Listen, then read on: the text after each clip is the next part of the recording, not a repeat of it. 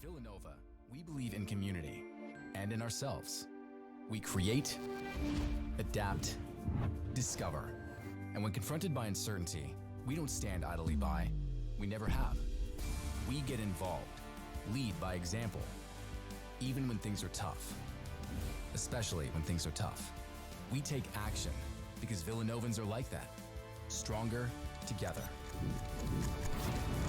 Ignite change. Go Nova.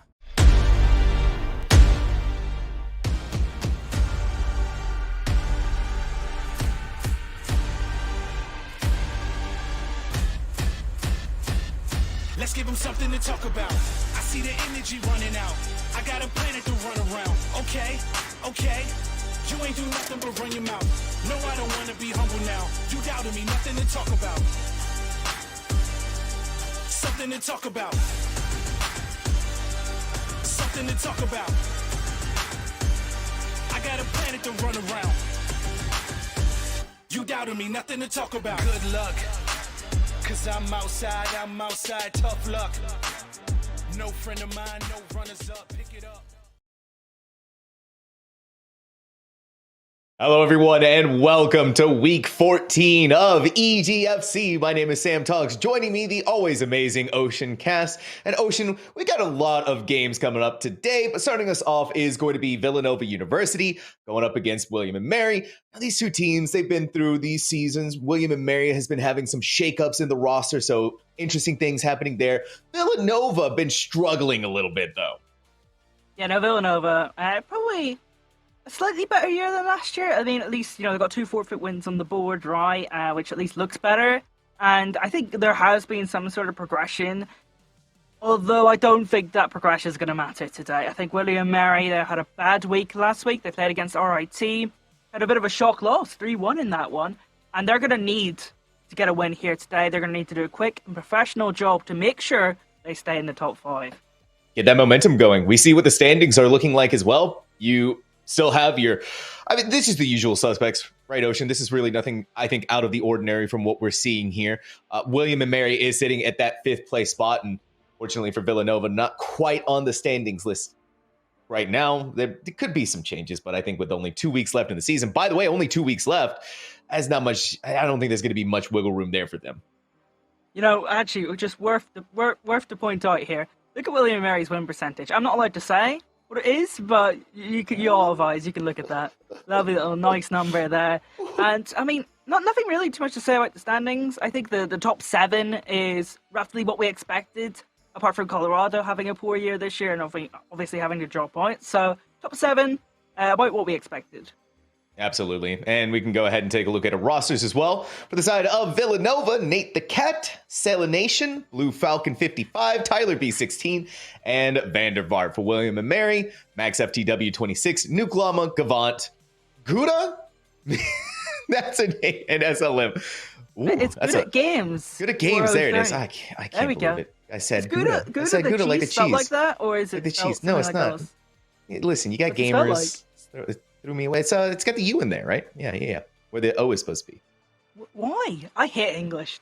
Why is English language like this? Who knows? Anyways, map pool for today. We're going to be starting off on Oasis, Blizzard World, Esperanza, Dorado, and Ilios. So a map pool for sure. Oasis being the starting map that we have is going to be that control map, one that you don't typically see teams play on very often if they have the choice, right? It's either going to be Lijiang Tower or going to be Ilios. So Oasis, I think, might prove to be kind of maybe a little bit of a mix-up here. Could potentially, maybe, give Villanova a leg up. Potentially. Maybe, hopefully. I think a lot of this series, we're going to be talking about William & Mary, though, right? Because, they've had a lot of shakeups. We've talked about these shakeups so many times. For him, he decided to go on a new passion, which was Valorant, and that means the Overwatch team is missing a superstar DPS player. But I think what's going to be really interesting for me watching William & Mary is what compositions are they going to play? Are they going to play some Wrecking Ball? Max is a very talented Wrecking Ball player. Or are they going to maybe lead into some Brawl comps? And it looks like we have at least our temporary answer of the Wrecking Ball and this Nyata Brig backline. I feel like the Wrecking Ball here against this Reinhardt composition, try to get into the back line and really mess with them. Also, no Gouda. We got no Gouda here on the field. Very sad. Sailor Nation is going to blow the doors wide open. A magnetic grenade onto Naisu. And, I mean, Villanova has the opportunity to clap back at William & Mary, but they're still in control of the point. There we have it. Another one. Sailor Nation. This is them really coming alive, denying the point. William & Mary suffering losses right now. They're still trying to duke it out as best they can. But really, at this point, with the picks that have happened, it is going to go in favor of Villanova. Good shots from Sailor Nation, to be honest. I think Sailor Nation got both the kills in that team fight, yeah? Yeah. Pretty good. As William & Mary look to reset themselves, reaffirm their position up on the high ground, but Villanova occupying that quite well right now. It's going to be really hard for William & Mary to dislodge them from that high ground. Seems a little bit easier, but when you have Sailor Nation empowered by the turret, there we have it. It is going to be giving up that high ground, making sure to dance around the pillar and see if you have the capabilities to survive. It's going to be a lot more difficult. 2 losses for Villanova. This is William & Mary. We know what they're capable of, and this is them back at that good form. That was a little bit more like it from William & Mary. They knew what their win condition was. They knew, first of all, they had to clear out the high ground, let their backline sit up there, and then once they did that, Max went in for the kill and made sure that they finished off that team fight. I think a key win condition for William & Mary, and I think something they're going to have to keep an eye on, is Sailor Nation, right? Because that first team fight was very strong from the ZPS player, so got to keep an eye on him, make sure that you're taking him out of the game, because otherwise this could be a little bit more of a difficult test than you expected. I'm also interested with Tyler taking that switch over to the Wrecking Ball. Here are the mines, though, from Max. It was just a killing room. It was a killing floor. It went right into the waiting arms of SLM and Naisu. Oh, my word. There we have it, William & Mary. Slight misstep, Ocean getting out of the door, but once they got the ball rolling. Oof. This is interesting. Sailor Nation going over to the forum. Seemed to have fun on the Cassidy, but like, it's going to be hard to approach the William & Mary composition on the Cassidy, so trying the Pharah. He doesn't have too much. Doesn't have the Mercy to pocket him right now, so going to be relying on those support ultimates to get any sort of value. Maybe then the Mercy switch comes through later on. But still keep an eye on Sailor Nation and what value they get on the Pharah this team fight. Just a little bit scary with SLM still on that high ground. Sure, you're not building up towards those railgun shots, but being up there, you have a little bit better odds of taking on Sailor Nation on this Pharah. Still, they got to get there, though. They got to get to the point, and Villanova's struggling a little bit. Just going to hide out in there. Scared away by the overclocks. Naisu. Here comes the pile drive from Max, and it's just one after another. Even through this amplification matrix, SLM is not scared whatsoever. Now it's just another wipe up here. William & Mary, they can't be stopped. Perfect fight for William & Mary.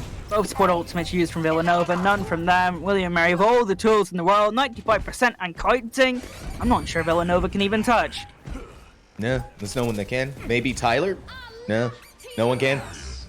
That's such sealed for William & Mary. Really good job. Like we said, a little rocky coming out, but once they were able to regroup, figure out a game plan, they took it away from Villanova and never gave it back. Villanova, they tried. They did some changes here and there. They did some swaps here and there, and it's good that they had that recognition, right? But they just weren't able to figure out how to stop William & Mary. William & Mary swapping over to the Brawl. And I think the important thing when we're watching William & Mary today is that they get a quick, professional job done. Nice 3-0 on the scoreboard, because as we know, they've had they would probably say a poor spring split. From other teams, it probably wouldn't be considered poor, right? But they have such high expectations of themselves, and they'll want to finish in the top 5. Last week was a bit of a shock for them. This week, it looks like they're playing a lot of different competitions. If they can keep showing themselves to be flexible, that's a good sign for the rest of the season. Absolutely, and you're already going to see it. You get right into the face, use the sprawl composition as best you can. You've defanged Tyler now. You've completely defanged Villanova's attempts at being able to get onto this point. And so when we're talking about the professional clean look, this is how it's supposed to be done. Naisu, these walls are indeed putting Villanova on the back burner. And there we have it, William & Mary. Good fight, really good fight. I like the discipline, right? When they get the DMAC onto Tyler, it's not, let's go in all guns blazing. Yes, they had an advantage, but they waited for an even better opening. They knew they had the advantage in the fight. They didn't want to make any mistakes, and once there was a cleaner opening, they went straight in, got a nice little wall off with Naisu, and then cleaned up the team point. Now it's back over to the Reinhardt for Villanova. see what potentials you could have here, but Max has already built themselves up 60% of that Earth Shatter. Tyler's gonna have to be sure to be very cognizant of that. Make sure they're not gonna get away with huge, fat Earth Shatters, and it's just walk right past them. Go inside of there. Oh, you take him over, but Max is still on the ground, still able to fight, still able to swing that hammer through the amplification matrix, and that's exactly what that Fire Strike is gonna go through to take down Blue Falcon.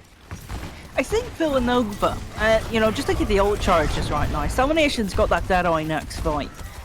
Salmonation, quietly, despite the fact Villanova haven't really done much here on this round of Oasis University, hitting some shots. I think that's something they should lean into. Not maybe just this series or this map, but in the rest of this season, because I think there's a little bit of a star here. They seem to be hitting their shots. Oh, this is not the place that Salination wants to be. Stuck inside of the stairway while the rest of William and Mary is walking forward, killing your entire team. This is gonna be a rough stagger there for them and William and Mary. Yeah, Ocean, this is William and Mary at their finest. They're now starting to make some more proactive plays as well. Really get into the throats of Villanova. Make sure that they can't get in any sort of ground in this series. And I imagine the Blizzard's going to come, or the sound barrier early in this next team fight. The way that William and Mary are playing right now, that looks to me what their plan is. Cut off Tyler. Use that Blizzard to prevent them from being able to go anyway. The Deadeye, though, from Salination might actually be what saves his life through that Blizzard. Unfortunately, it didn't do anything to protect Vanderbilt, but now you're clapping back. You're getting some kills of your own, and here inside of the artillery shell, Max is going to take a massive amount of damage. Villanova seemed to have been able to find the puzzle, the pieces that they needed to in order to stop William and Mary finally get the point back for themselves, but I mean, 99%, it's going to be a long road. I really like that play from Salination. The rest of his entire team was blizzarded, right? And he uses the Deadeye so that William and Mary can't follow up, because if they do, well, they die. So really good zoning Deadeye. William and Mary making some adjustments now. SLM over to the Bastion. Not sure what I think about this one, but let's see how it works. Let's let him cook for a bit.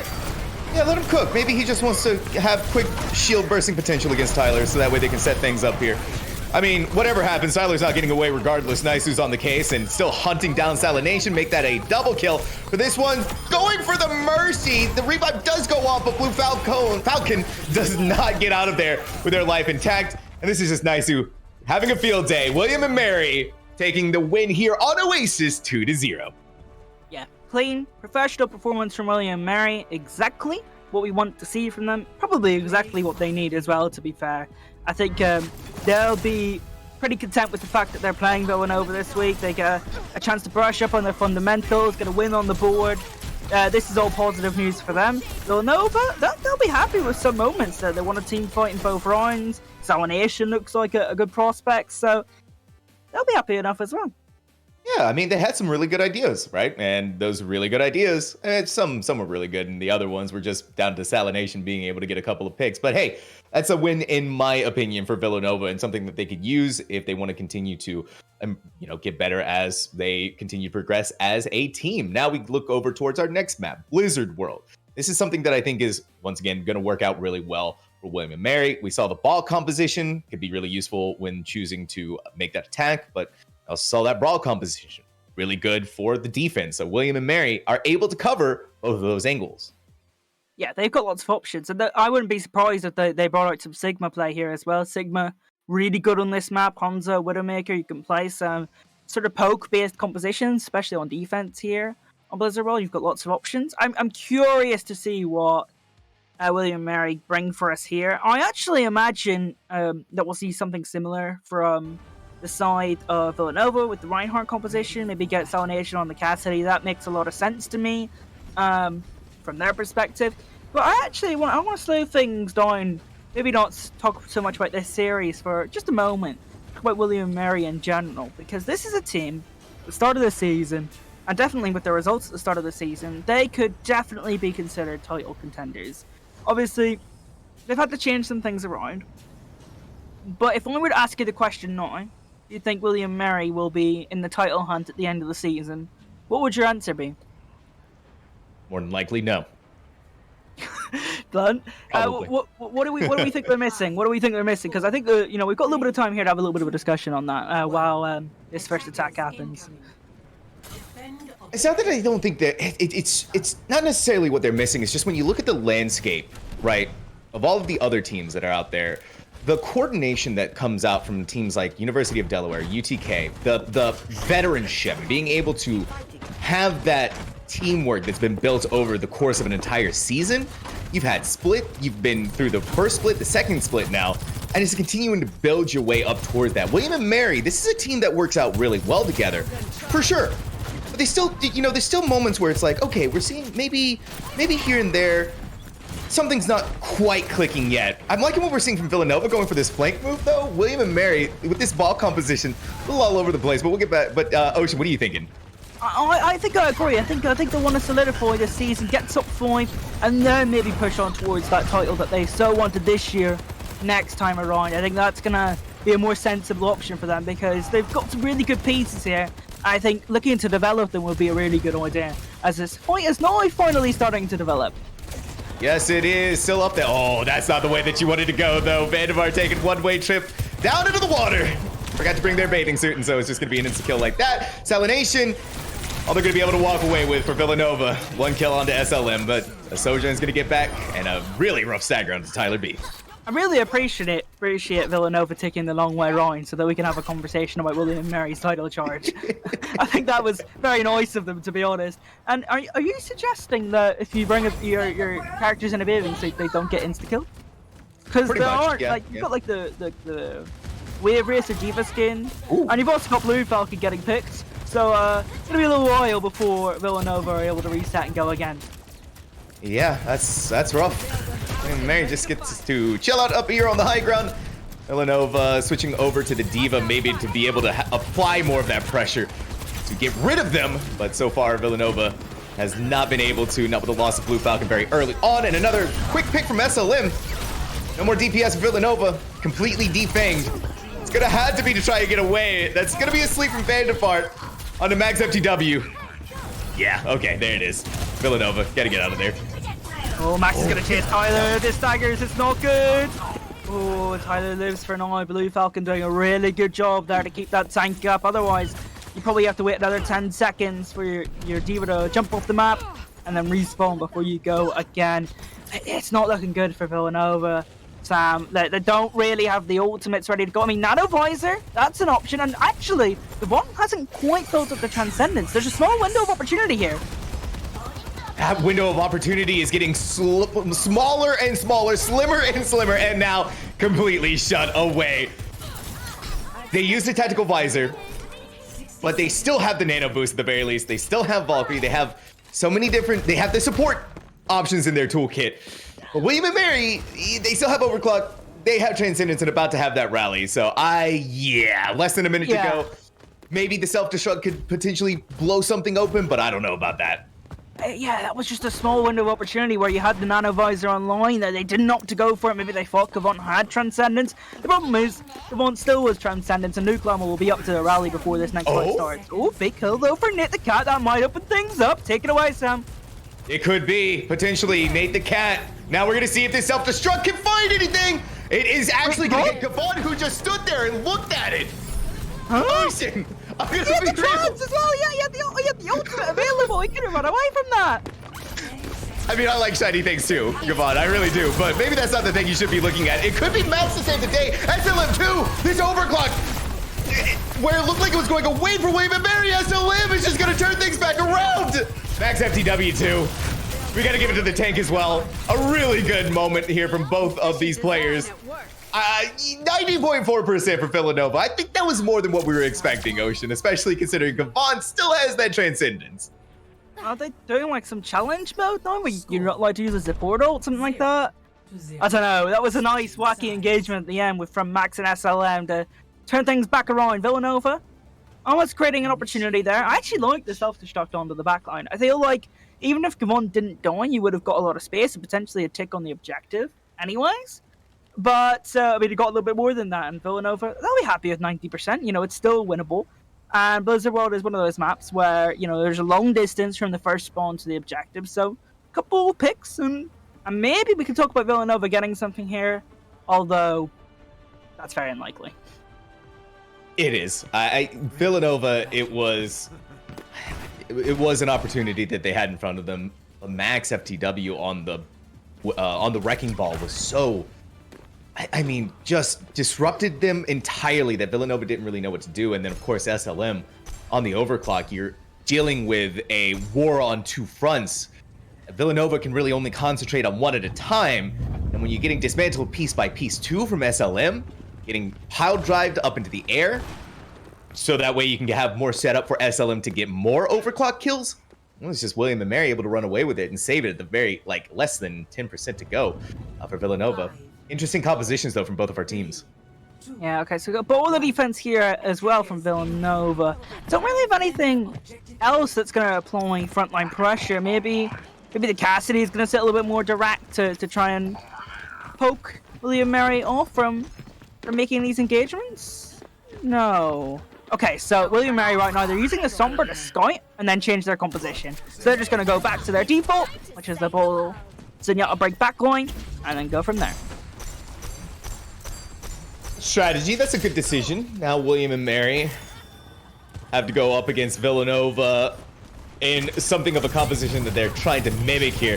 Tyler has the Discord orb on them. SLM built up to the 100 charge railgun shot, so this could be deadly if SLM has been popping off the way that they have been this entire game so far. Look how low Nate is. Barely hanging on by a thread. Good enough to be taken out by Max. Swinging in there. Silent Nation trying their best to try and equalize out some more, but it's just all going in the favor of William and Mary at this point. Ocean, I don't really think there's too much more that they can do. Tyler is going to have to be heroics like what we saw. Yeah, I mean massive heroics with the sliver of HP that they have. Silent Nation is doing a really good job at turning things over, though. Max FTW, I mean, Villanova, they could still contest. Tyler has gotten some health back. Gavon on the high ground, you really had to make sure this Zenyatta isn't able to apply the pressure with those Discord orbs. And yeah, Villanova actually holds. Yeah, no, I was a little bit worried about Villanova only having the Wrecking Ball as an engagement tool, but when Max went down, they were able to get themselves some time and space to bring that one back, but now Max is back and the problems will arise once more. It might be stalled out, though, because Nate got the pick onto SLM. William and Mary can look forward to the fact that they got to 36.6%, so they don't have to go all of the way. And Silent Nation is doing a really good job at making sure that Naisu is under control. Looking back and forth, lands the magnetic grenade too, so close. But Naisu does get away with their life. William and Mary still struggling to find the opportunity to take on Villanova. Silent Nation is playing more frontline, actually. So Silent Nation is playing Cassidy like a tracer right now, and that's what's giving them all these openings. Max, big power drive, and I think that's going to take them off the high ground, Sam. The Deadeye to zone things out, maybe get a pick. Gavon has to go away. Now you've wasted enough time.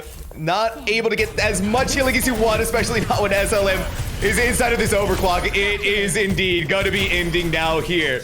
For Villanova, William and Mary getting on the side, taking over complete control.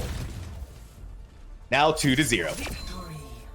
Wow, well, Villanova did well there, though. You know, 2.5 minutes off the clock. Thought Tony did a good job playing for time, playing for space when Max went on, and I really liked Silent Nation in that little round as well. I feel like I've liked most of the stuff I've seen from this DPS player in this series so far. Some good aim, some good zoning with ultimates. Played a bit of a frontline Cassidy there that allowed them to have some sort of engagement tool other than their Wrecking Ball. I think Silent Nation is a quietly good game. I mean, like, I totally agree with that. Silent Nation has been doing it's kind of been like heroic moves from them. Getting early initial picks, especially onto Naisu. Once you get rid of Naisu, that takes away a little bit more of having to split your attention between Max and having to split it between Naisu. You're not fighting this war on two fronts anymore. You're now able to concentrate a little bit more. It really did help them out big time when it came to at least stalling things out for as long as they did. Now, Oasis Blizzard World under control by William and Mary. Now we look forward to our final map of Esperanza. Yeah, I don't really anticipate this going into too many of a different direction out of William and Mary's favor, Ocean, but with the way that Villanova's been playing tonight, maybe a little bit of a struggle. I mean, Villanova get a good start and get that respawn advantage early on. I wouldn't rule it out completely. Again, I think it's very unlikely. I think William and Mary will wrap up the 3-0 here. But I think there's some conversations to be had from that last map about a couple of different things that have piqued my interest. I mean, this is a nice one of those slower games where we get to have a conversation about these teams, the players, give you their stories, give you the story of their season, and that's what we're going to talk about. I've got 2 points to bring up, and they're both about individual players. And let's start with Villanova. Let's start with Salination, because we've already been kind of talking about him. Salination could be that player that Villanova could build around. I'm not sure what their academic status is, and I'm not sure how long they're going to be playing Overwatch for Villanova, but if they're going to progress up the table and push themselves forward in EGFC Overwatch, I feel like he could be a really good tool. I've been very impressed with him tonight. Yeah, Salination on this Cassidy, it's been able to stall out William and Mary. Really good planning, really good strategies that come from this player. And of course, at the end of the day, raw mechanical skill has really helped them out massively in giving William and Mary something to like moments of pause, moments to think about. And still, you can see how well they're playing this. Villanova is applying pressure. Salination, instead of worrying too much about Max, instead elects to go over, try and fight out on the bridge, try to get rid of William and Mary on that high ground, give Villanova the opportunity to continue to push that bot forward.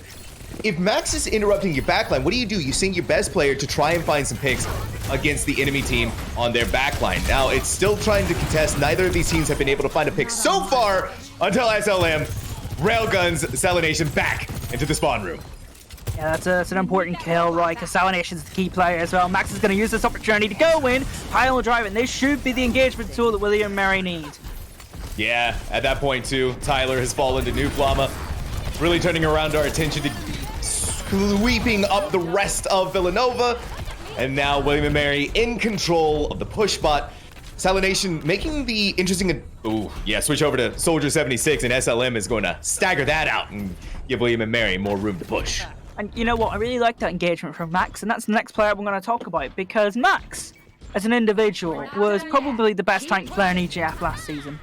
And I'd say he's probably been in the same position this season. A really important piece, and I think if William and Mary are going to get anything out of the playoffs and their conference championships, it's going to be on this guy. This guy is an elite tank player in the EGFC. I think is really important, and you see it in that last engagement. That's what opened things up for William and Mary after that first kill on Salination. This guy is a heavy hitter, and I think this is a good piece for them to continue to be strong when it comes to next season and also the rest of this season. And you can tell, look at that. They time things up with the pile drive, and then SLM using that overclock, but Naisu's pulse bomb gets the double kill. Nate and Blue Falcon, no, you've lost the support, you've lost the DPS, now you've lost your tank. William and Mary, they are burning bright right now. This was the professional work that they needed, Ocean. This is going to give them their confidence back. There we go, Max. Getting out in the second time of asking. There's a little bit of Wrecking Ball tech there on display. Clip that up, put it in the montage for next week. Maybe don't show the first attempt at jumping off the bus, but you got there eventually. Ooh, Tyler's by themselves. Goodbye, Tyler. That was rough. That was rough. They went in by themselves, right into the firing squad. There was no way they were going to get out. Oh, Vandervaart! What? Vandervaart's going to be on the Brigette flank. Okay, the Brigette flank of a lifetime. They have rallied, but you got to get out of there because you don't have your tank. And William and Mary is going to hunt you down a free support like that. Yeah, it seems like they're going to be okay. Oh, SLM's in a little bit of trouble here. That's a nice little bag. Oh, I think SLM's going to die. Vandervaart's a monster. All right, what's going to be out of this tactical visor? Push forward at the very least, supported too by the photon barrier. Gives yourself a little bit more breathing room to find something. That was beautiful from Salination. Lands the Helix rockets onto Nuke Llama.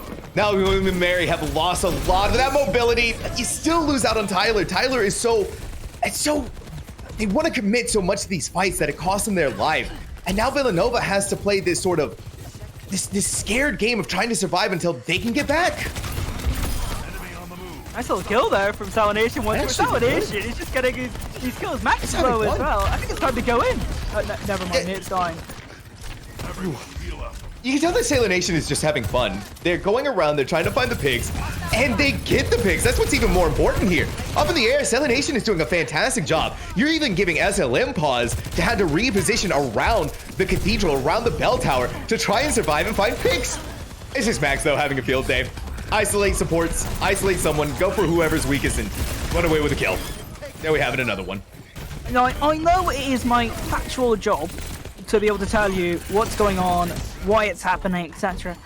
I'm gonna be real. I have no idea what has happened in the last 3 minutes. It has been just mental Overwatch. We had Vandovar going on a flank, Salination getting random kills. We had Tyler going to the objective and then dying, kind of like that little situation there.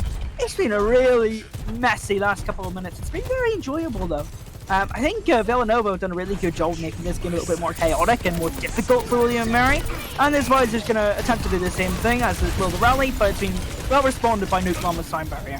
Oh my gosh, Salination somehow surviving through all of the chaos that Max was pumping into them and still gets to breathe and fight another day. Nate the Cat's Junkrat has shown SLM Sojourn what the business is. Now back around, we're going to see if this Kitsune Rush can right the wrongs of what just happened here for William & Mary. And Nice's doing a fantastic job with that Pulse Bomb of being able to take out Vanderbart and let William & Mary keep that push going. Yeah. Oh, Salination low. Max is going to go for the kill. Oh, gets it as well. And this is an opening for William & Mary. They've got the overclock as well. Is that SLM going to activate it? No, I think they're just going to clean up the fight and save it for the next fight. No reason to, right? Everything was already... It's William & Mary having really good ultimate discipline to not overcommit to the fight. Now you got Mines, now you have Overclock, and we've seen just what Max and SLM... It's kind of a combo between these two. What they're capable of. Max sets him up, SLM knocks him down. I mean, that's the idea next fight, right? Use the minefield, get a little bit of space, and then activate SLM's Overclock and see what happens. Never mind, I might have to wait for that one. 2 good kills there from Nate the Cat, and William & Mary will have to backpedal for a little bit. Tyler, a little bit patient on this one. Next fight as well, Villanova actually have a Riptide, right? They've got some tools to use here. They've got Transcendence for stability. They've got a Riptide to try and maybe seek out some kills. This is an opportunity for Villanova to try and get back into things here. An opportunity. And really, there's not much you can rely on here. Blue Falcon popping the early Transcendence. It's going to keep the team safe. Walks right through all of the minefields that were placed out by Max. And where that window was open, SLM is more than content to close it shut. Look at this player. Look at what they've done time and time again. SLM and an Overclock completely changes the tone here for William & Mary. I think that fight is the perfect example of the difference between these two teams. So while that Transcendence is going on, you see SLM is actually going to go and set up their Overclock, whereas Nitticat has this Riptire they have time to use, and just doesn't opt to use it. I feel like that's the difference, and in sort of clinicalness for both these two DPS players. I feel like SLM identified an opportunity much faster than Nit did.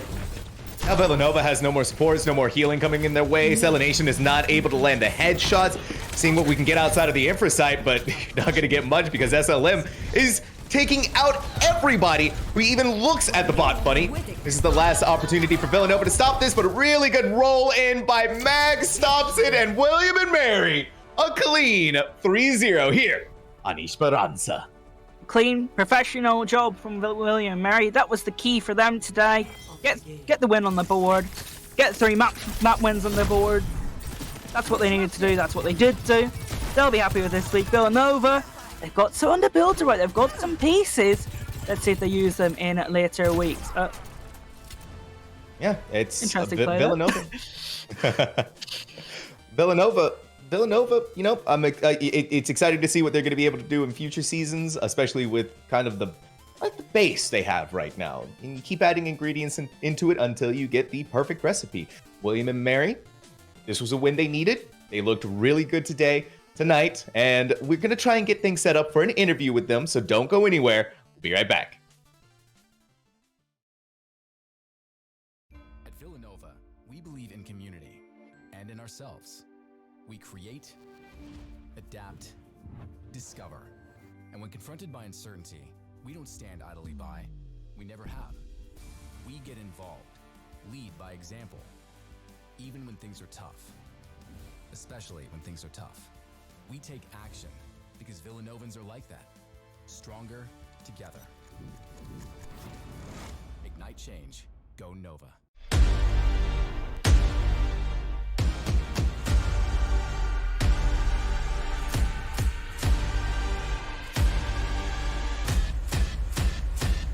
Let's give them something to talk about. I see the energy running out.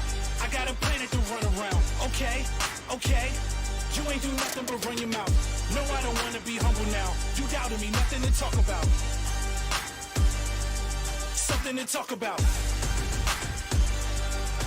nothing to talk about.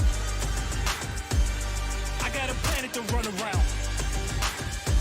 You doubted me, nothing to talk about. Good luck, cause I'm outside, tough luck. No friend of mine, no runners up, pick it up.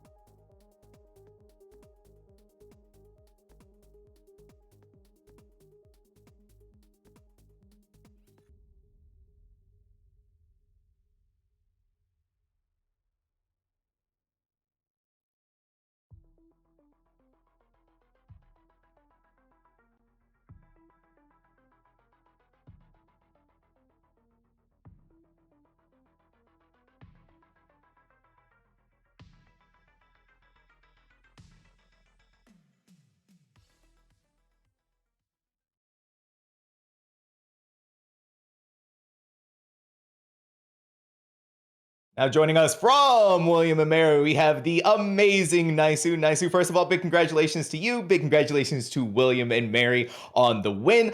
I want to start things off, though, real quick, talking about this roster, right? It's been formulating ever since we've gotten into the second split. How have things been going when it comes to, setting up these strategies, setting up the teamwork, and setting up their camaraderie? Yeah. Well, I'd like to just say real quickly, I think we've been really amping up the practice recently, and we've been really taking practice seriously, especially since last week we went to a LAN tournament in UT, or not UTK, sorry. We went to a LAN tournament and we played really well on that. We had some really fun games. It was a very fun time. And yeah, it was a great experience and we learned a lot from that. Awesome. Awesome, excellent. So actually, before, I'm going to cheat. That means I get an extra question because that's piques my interest a little bit. You should have said that before, and then I would have put it in my other questions. But I talk to a lot of gamers. I've worked with a lot of players at a really high level, and a lot of their motivation or their first inspiration for, becoming a really strong player was their first LAN event. Was that your first LAN event, and is that definitely piqued the same interest as you, or for you? Sorry. That was my first LAN event, and I will say, playing at a LAN, even if there's not that many people in the audience, it is so fun. Just being on stage with your team, especially if you win. Even if you lose, it's still a really fun experience, and I hope that I get to participate in more LANs in the future. Awesome. I know so many people who had the exact same story, so here that really excited me. And I believe you've got something else exciting today. I believe you told us that it's your birthday today. A nice little birthday win against Villanova. Yes. I couldn't think of a better team to play against on my birthday. Us, William, Mary, and Villanova, we are real good partners. We really like playing against them. I hope they like playing against us. I thought you were calling them bad for a second. I was like, whoa, we ought to turn that down. I'm glad it was a friendly response. That would have been cool. And my final question, mate. Noisu, yourself as a player, you played some Tracer this season, you played some Genji, you played a mix of heroes. Is that something that you're looking to improve on for the rest of the year, or maybe further on? Is that something that you're happy with for yourself as a player, identifying as this really flexible DPS player? Yeah. I will say, Tracer is a character that I played a little bit in Overwatch 1, but in Overwatch 1 I was actually a tank player, so I had to swap over to the DPS role. So it's been an experience learning Tracer and learning Genji, but I will say this, that both characters are a blast to play. They're probably some of my favorite characters to play, unless I'm getting one shot, but that's a different story. But yeah, I like learning those characters. I want to keep getting better at them. So yeah. Awesome. I'll pass you back on over to Sam. I'm sorry I took 3 questions this time around. I cheated. Well, you know what? Yeah. Ocean, I'm going to cheat too. Nice. So I got to ask this question. What are the plans for the birthday tonight? Are you doing anything special? Well, we have another game we have to play, actually. It's in the OCCS. I forgot the acronym, but it's another league. So we got to prepare for that. Oh, okay. I think that's the best way to spend a birthday. Another win? Oh, love it. Yeah, another win. 100%. Another win. Awesome. Love that. The confidence. All right, final question, though, Naisu. Anybody you want to give a shout-out to before we close things out here? Well, I'd actually like to give a shout out to my twin brother. It's his birthday too, since we're both twins. And he's just always in chat, supporting William Mary, supporting me. We were just tightly bonded. We've been together since even before we were born. So shout out to you. You're making my heart burst here. It just grew 3 sizes right now. Anyways, Naisu, thank you so much, though. Once again, a big happy birthday to you, and a big congratulations on your win tonight here against Villanova. We're very excited to see William and Mary throughout the rest of the 2 weeks of this season and in the playoffs. All right. Thank you so much. Absolutely. And that is going to be it for this game, but we still have 2 more games happening here on this channel. That is going to be UT Arlington versus Southern Utah, and then Marquette versus University of Hawaii. Ocean, any final thoughts before we head off?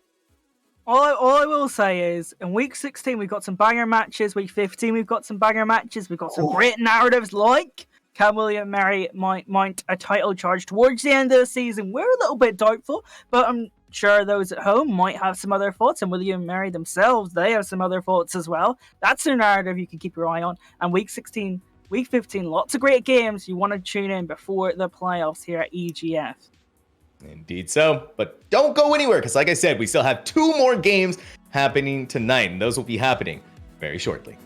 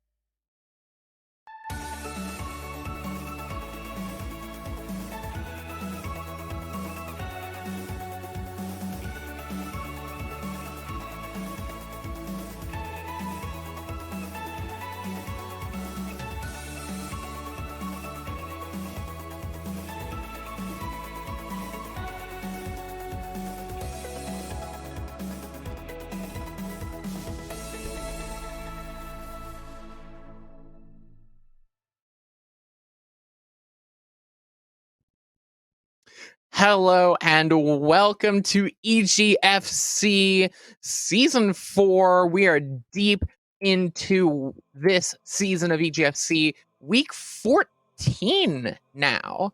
Getting really deep into the season, looking towards that postseason, and these teams struggling for standings. My name is K-Wang, and I'm here with To Try Hard Ray. Hi, Ray. How are you doing? I am doing fantastic. Both these games we got in for you guys, I've been excited. Me and Captain Jack have had the privilege to cast both UTA and Hawaii the last couple of weeks through their journey against a multitude of teams. UTA is actually coming off kind of a big loss. They lost to Delaware, who's number 2 in the standings right now. It was a very tightly contested 3-2, but UTA was also dealing with thunderstorms that were hitting Texas, so they couldn't even play their starting support player. So they should have them back this week.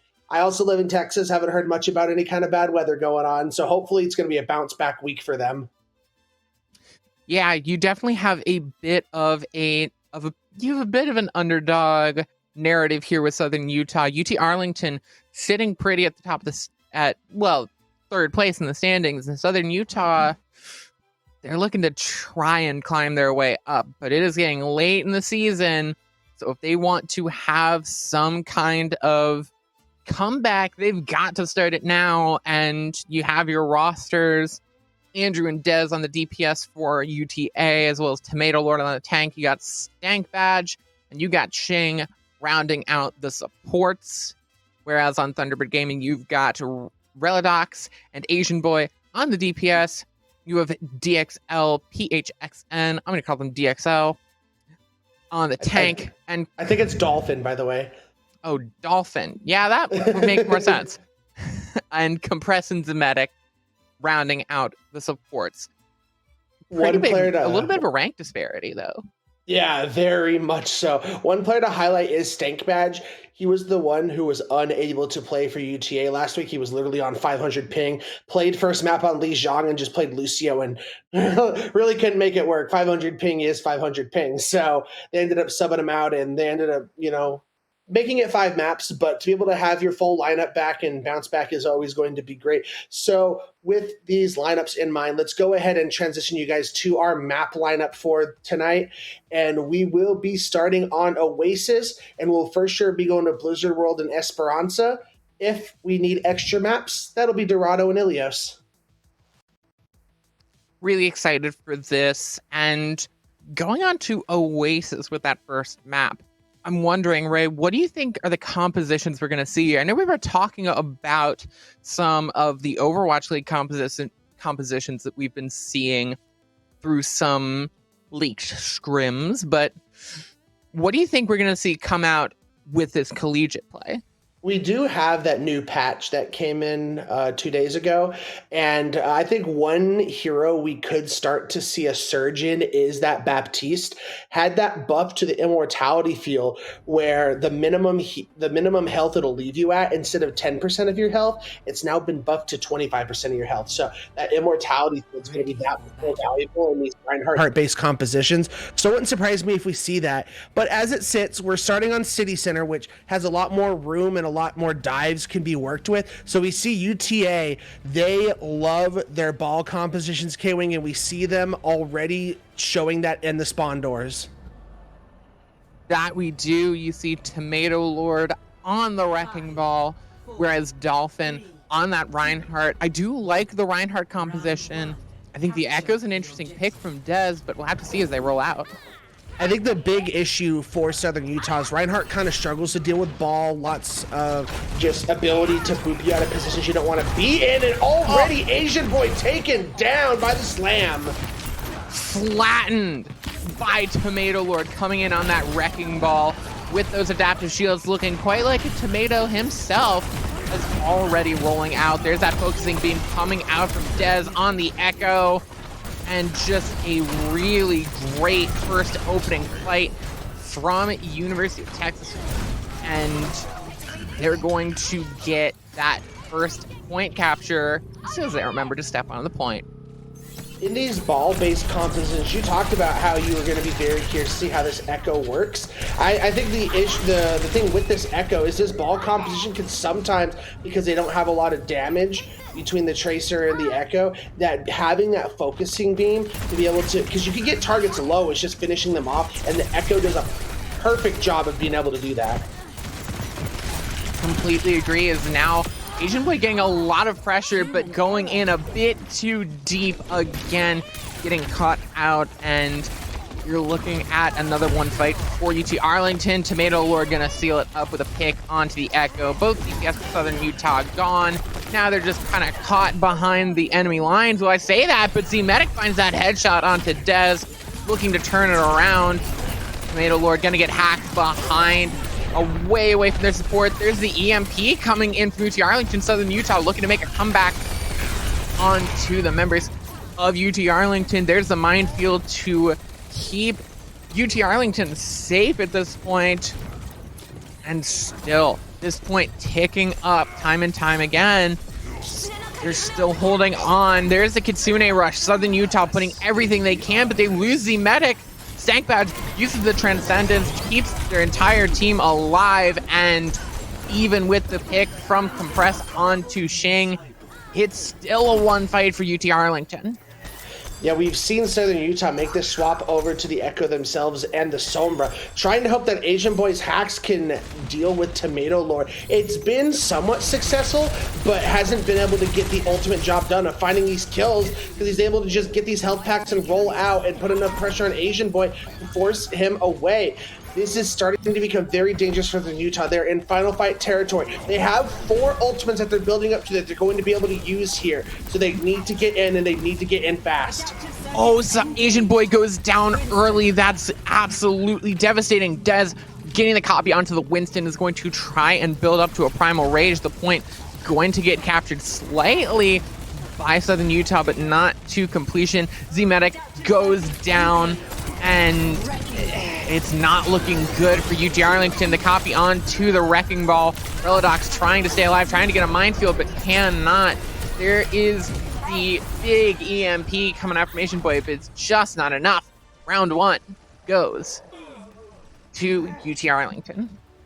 As Dolphin tried his best to juggle Compress in juggle the Zenyatta into the moving traffic, but unfortunately that was all she wrote for that round. UT Arlington looking extremely impressive on these dive-based compositions. Now we move to University, and when I think of University, dive isn't, the key that I think of. I tend to think of more Reinhardt-based compositions that we see Southern Utah pulling out, and we saw them pull out at the beginning of City Center. So this might be their opportunity to make something happen. We do see UT Arlington, as it sits, they are going to play a very similar composition, except instead of the Reinhardt, they're going to play the Zarya. Hopefully, they can get in the face of this Reinhardt, force, some high charge onto the Zarya from the bubbles, and then you can melt that Reinhardt shield pretty quickly. And already you're seeing that first bubble get Tomato Lord up to 40% charge. Now that pressure in, that great wall coming in from Dez on that Mei, traps the Reinhardt out, and Dolphin gets bursted down. Now UT Arlington feeling free to push right back through. That high charge Zarya will melt you down. Dez is a monster on this Mei. Those were 2 picture-perfect walls, getting a little bit of the better end of Relodox on this Mei. The better walls are going to win you these team fights, and we just saw that shining beautifully as they are looking to continue to roll. If they keep getting these walls and isolating this Rhine, Southern Utah is going to have to come up with something quick. Look at that! Oh, what a wall there! What a wall there from Dez. Just picture perfect, like you keep saying. And it draws out the immortality field. It just has to. Dolphin goes down. Z-Medic is getting just bursted down. Andrew will finish them off. And that Mei is going to get staggered out, taken down. Just a passing glance from Tomato Lord. as Southern Utah going to continue to stay on this Reinhardt, but for how long are you going to be able to keep this up and make some kind of momentum going your way? UT Arlington has only been pressing your spawn doors, and now they have all the ultimates in the world to work with. If they rotate these properly, this map could be over before we blink. There's the grab blizzard. It's gonna be deadly, and it's just not, there's just nothing you can do for Southern Utah. And it's, as I mentioned, 2 ultimates. So now they're going to have 3 to work with. Death Blossom, maybe a sound barrier to sustain, then you keep the window in your back pocket. But look at this, we're already up to 75%. So you're probably looking at one final fight. You gotta hope that Asian Boy can make something happen with this Death Blossom. Well, you can't make something happen with the Death Blossom when you're dead, Ray. Asian Boy just gets taken out by Andrew. Shing will go down, but there's the Death Blossom, gonna get the bubble. The beat will come out from Compress to try and keep people alive. It's not gonna work for Dolphin, though. And they're just gonna be free to shoot those shotguns, and no one will be able to touch for Southern Utah. Well, someone's actually gonna be able to touch, looks like Relidox, or no, it's the Lucio, it's Compress. Compress trying to stay alive, dueling the Lucio, but not long for this world. It does give them some time to get that tank and that DPS back. They've got 3 people on the point. Southern Utah, this could be their chance to take the point off as a little bit too much aggression from UT Arlington, but UT Arlington, maybe they get lucky a little bit. The point will flip over to Southern Utah, but the question is for how long. There's a slow coming in from Relidox onto that Wrecking Ball. Tomato Lord just getting taken out and eventually beaten back. Yeah, that almost felt like UTA thought the map was over. They pushed up to the spawn doors, and then Compress came in, was able to touch that point, and threw UTA for a loop. And now they're on this ball composition going against the Rhine. But the problem is, I talked about how Rhine struggles, but when it's close quarters and you can't, roll away and do whatever you want on this ball, it makes Rhine, you can swing, swing, swing. Where's the ball going to go? There's not a whole lot of room to work with. Oh, Andrew just sitting right on top of those stairs, just waiting for their chance to drop in. There's the Blizzard coming in. There's the Death Blossom Formation Boy. The Immortality Field going to stop it, and so will the Blizzard. Just a headshot from Dez, but Dez will get traded out themselves. There's the Death Blossom from Andrew, looking for some pick. It'll get the pick onto Compress. Andrew will find another onto Relidox. There's the pin. Andrew raining down death and destruction and helping UTA take this point. Overtime will tick. Asian Boy blinks right into the mines.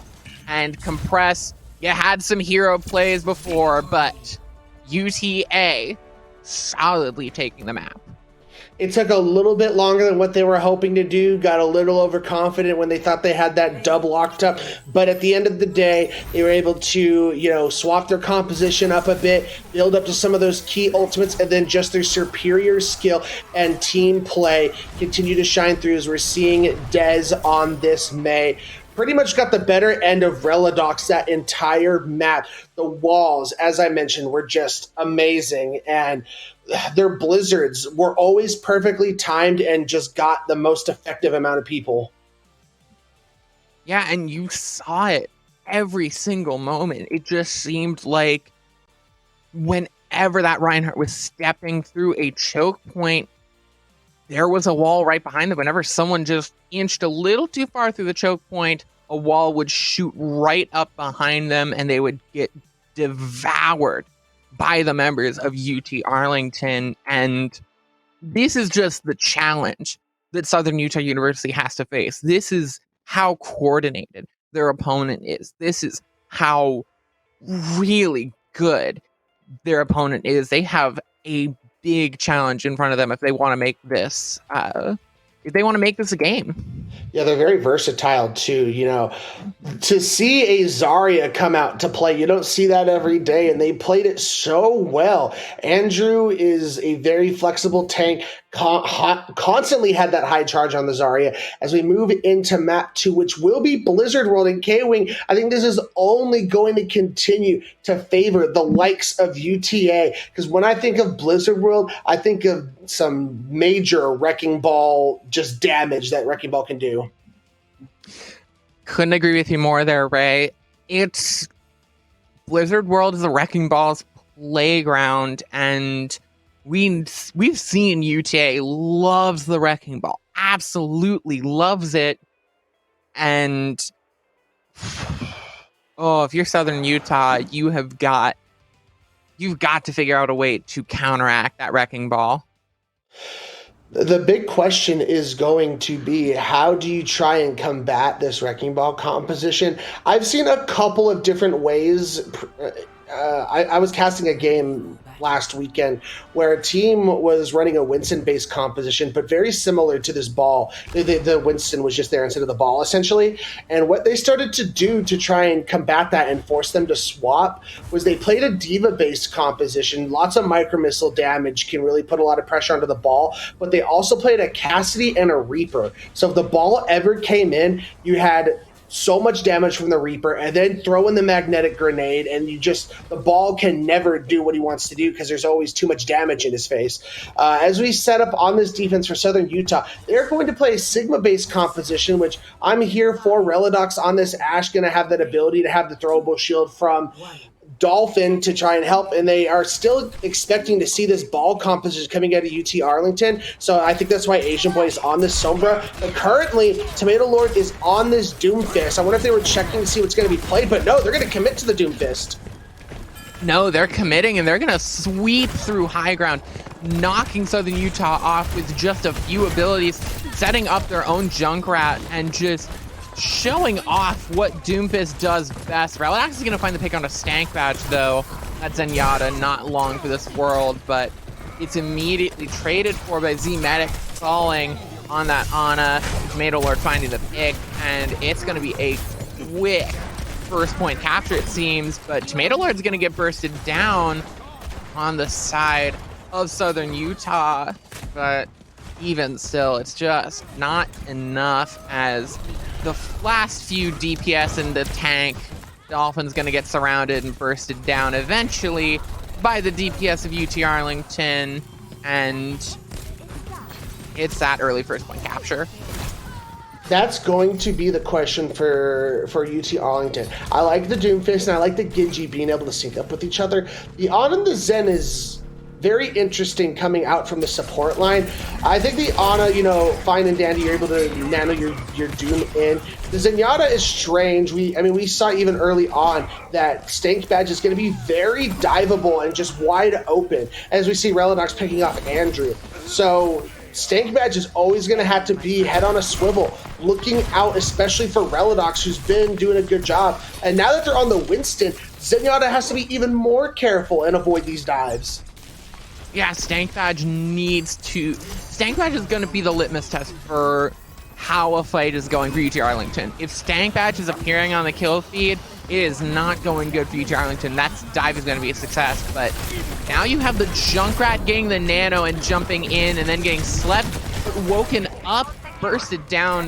Thankfully, was really worried that might have been a bit of a misplay from Southern Utah, but they do eventually burst down. The Ana goes low and Shing goes down. Relidox picking up 2. There's the blade from Dez, trying to swing this fight back around the other way. Gonna find the pick on the Mercy, and the cart keeps rolling for UTA. All things considered, I think Relidox is doing an incredible job on this Ashe. Every time Dez tries to go for a dive, is ready to go to throw that dynamite and get that fire damage onto Dez, forces Dez to not be able to dive him, and then we saw them pick off the 2 supports after that. I think the rest of the team just needs to be able to sync up and be ready to help with this Ashe. I would even think a Wrecking Ball would be a better fit with this Ashe to be able to set up slams to give Relidox some better sightlines. There's the Rift Tower, gonna find the pick onto Z-Medic. Really good pick from Andrew, as Relidox is going to get taken out by Dez, and Tomato Lord's just going to roll through, basically going to be in the spawn of Southern Utah, allowing UTA to take second point, and that was such a smart play. Such a smart play. 5 ults on the bank, Southern Utah. It feels like this whole map for UT Arlington has been just slow and calculated. It hasn't felt like Oasis much, where they were super fast paced and moving and making things happen. They've been trading, but they've been getting the more favorable trades, and then their skill comes out when they're in those even matched fights. As we're going to see the Nano engaged onto the Winston. Nano engage on the Winston, but then you're also getting that Primal Rage knocking everyone around. UT Arlington is not going to be able to do much there. There's the Meteor Strike coming after Tomato Lord, just trying to stay alive, getting very low, and through a bunch of ultimates, Southern Utah does look to be up in the fight, and they will get those final picks, but expensive. As we see Southern Utah now on this Junker Queen composition, my big question, since now they're on this Junker Queen, I think they have this ability. When Tomato Lord goes in on this Doomfist with Dez, you can use that commanding shout to rush down this Ana and Zen that UT Arlington are playing. So you're going to have to be very weary of that if you're UTA and be ready for counter dives. And then you have to play around. You have to play around this Widowmaker if you are Southern Utah. That's the question. Andrew gonna find that pick onto Relodox. Here's the resurrection, a very risky one from Compress, but necessary to keep Southern Utah in this fight. Andrew again, out, very close. Not gonna find the headshot onto Dolphin. Could have taken out that Junker Queen, but Andrew's gonna get slept and cooked. Southern Utah, they're holding strong.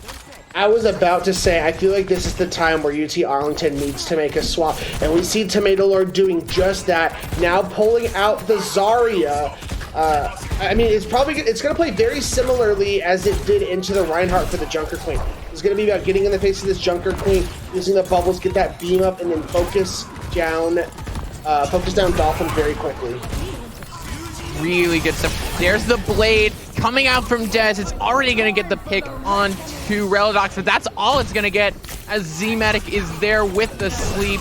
Going to hit Dez with the anti-nade. No Transcendence healing for them, but there's not enough follow-up. Asian Boy has the EMP. Might want to use it. The Nano coming in on Dolphin. They're rolling out, trying to find those picks. Can't find much. And now it's UTA looking for more. Tomato Lord on this Zarya, I think it's a very smart swap because you can basically negate the rampage that Dolphin has because you have the bubbles to be able to cleanse. They were only able to get Tomato Lord in it, so just use the bubble, then you're cleansed. As we now see them going back to this exact composition that we saw them just run through University previously with this May Reaper. And there already some early picks, some trades coming in. Andrew finding 2 picks for UT Arlington, but with how close those spawns are and how low Tomato Lord is, Z-Medic's going to go down, but so will Dez as the trades just don't stop coming. Eventually, Tomato Lord going to get bursted down just a bit too late for Xing to get those heals in, but picks still come in for UT Arlington.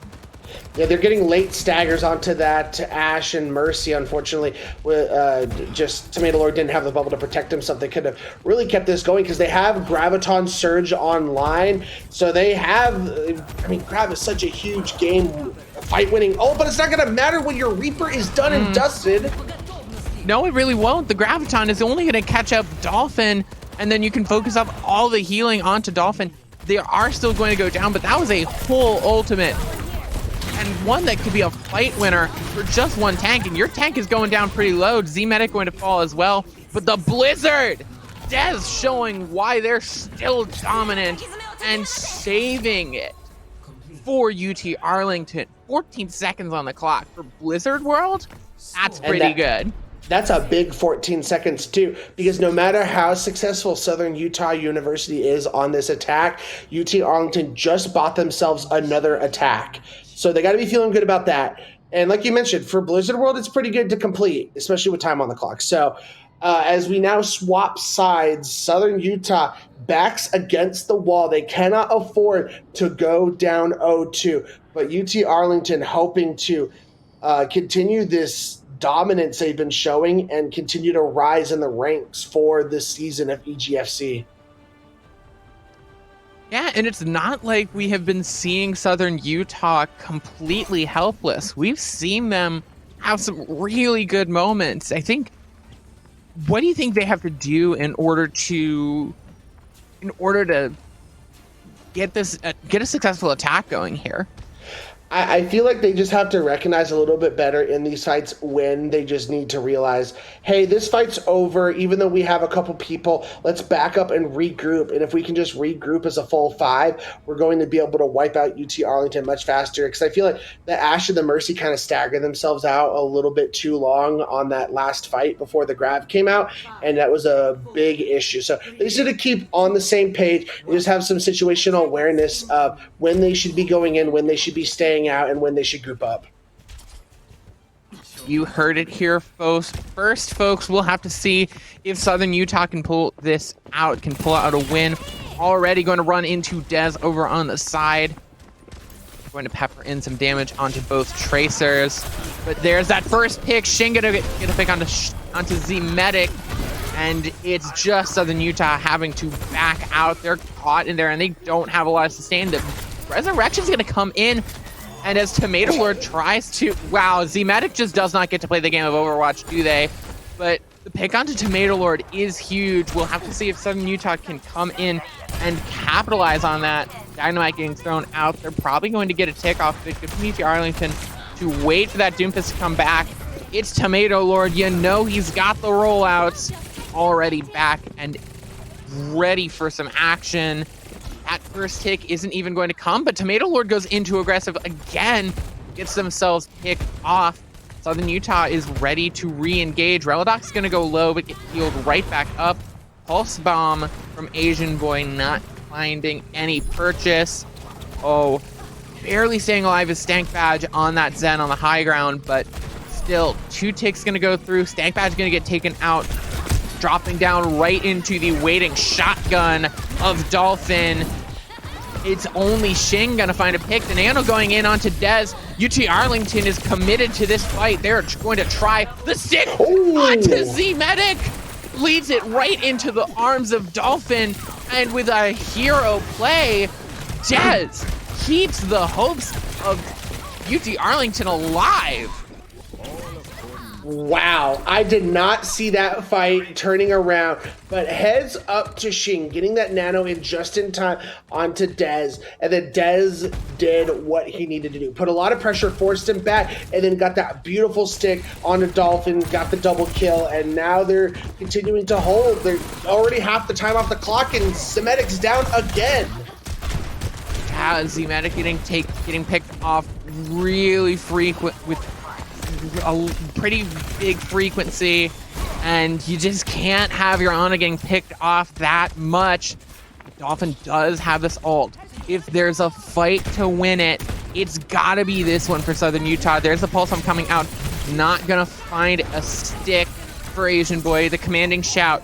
Dolphin, is time to engage, they say. There's the Dragon Blade from Andrew. There's the Bob from Relodox. Andrew is going to get taken out for UT Arlington. That blade will find nothing. The stun onto Compress is going to get first down by Tomato Lord. But the point, Ray. I'm just in shock right now. That was actually back and forth, and I'm really surprised that UT Arlington just lost sight of the objective and dropped the ball big time. Now we're going to see Andrew swapping over to the Torbjorn, they're kind of getting annoying I think it's because they were getting annoyed of Asian Boy and want to have that turret to be able to deal with the Tracer, but now there's no Tracer on the board. They have Asian Boy going over to the Soldier 76 to try and help with high ground control. I think it's a really good idea there. As really good pick there, Dolphin taking out Tomato Lord, and now they're free to engage. There's the nano onto Dolphin, that Junker Queen. Z-Medic going down again, getting picked off so frequently so far this game, and it might just cost Southern Utah.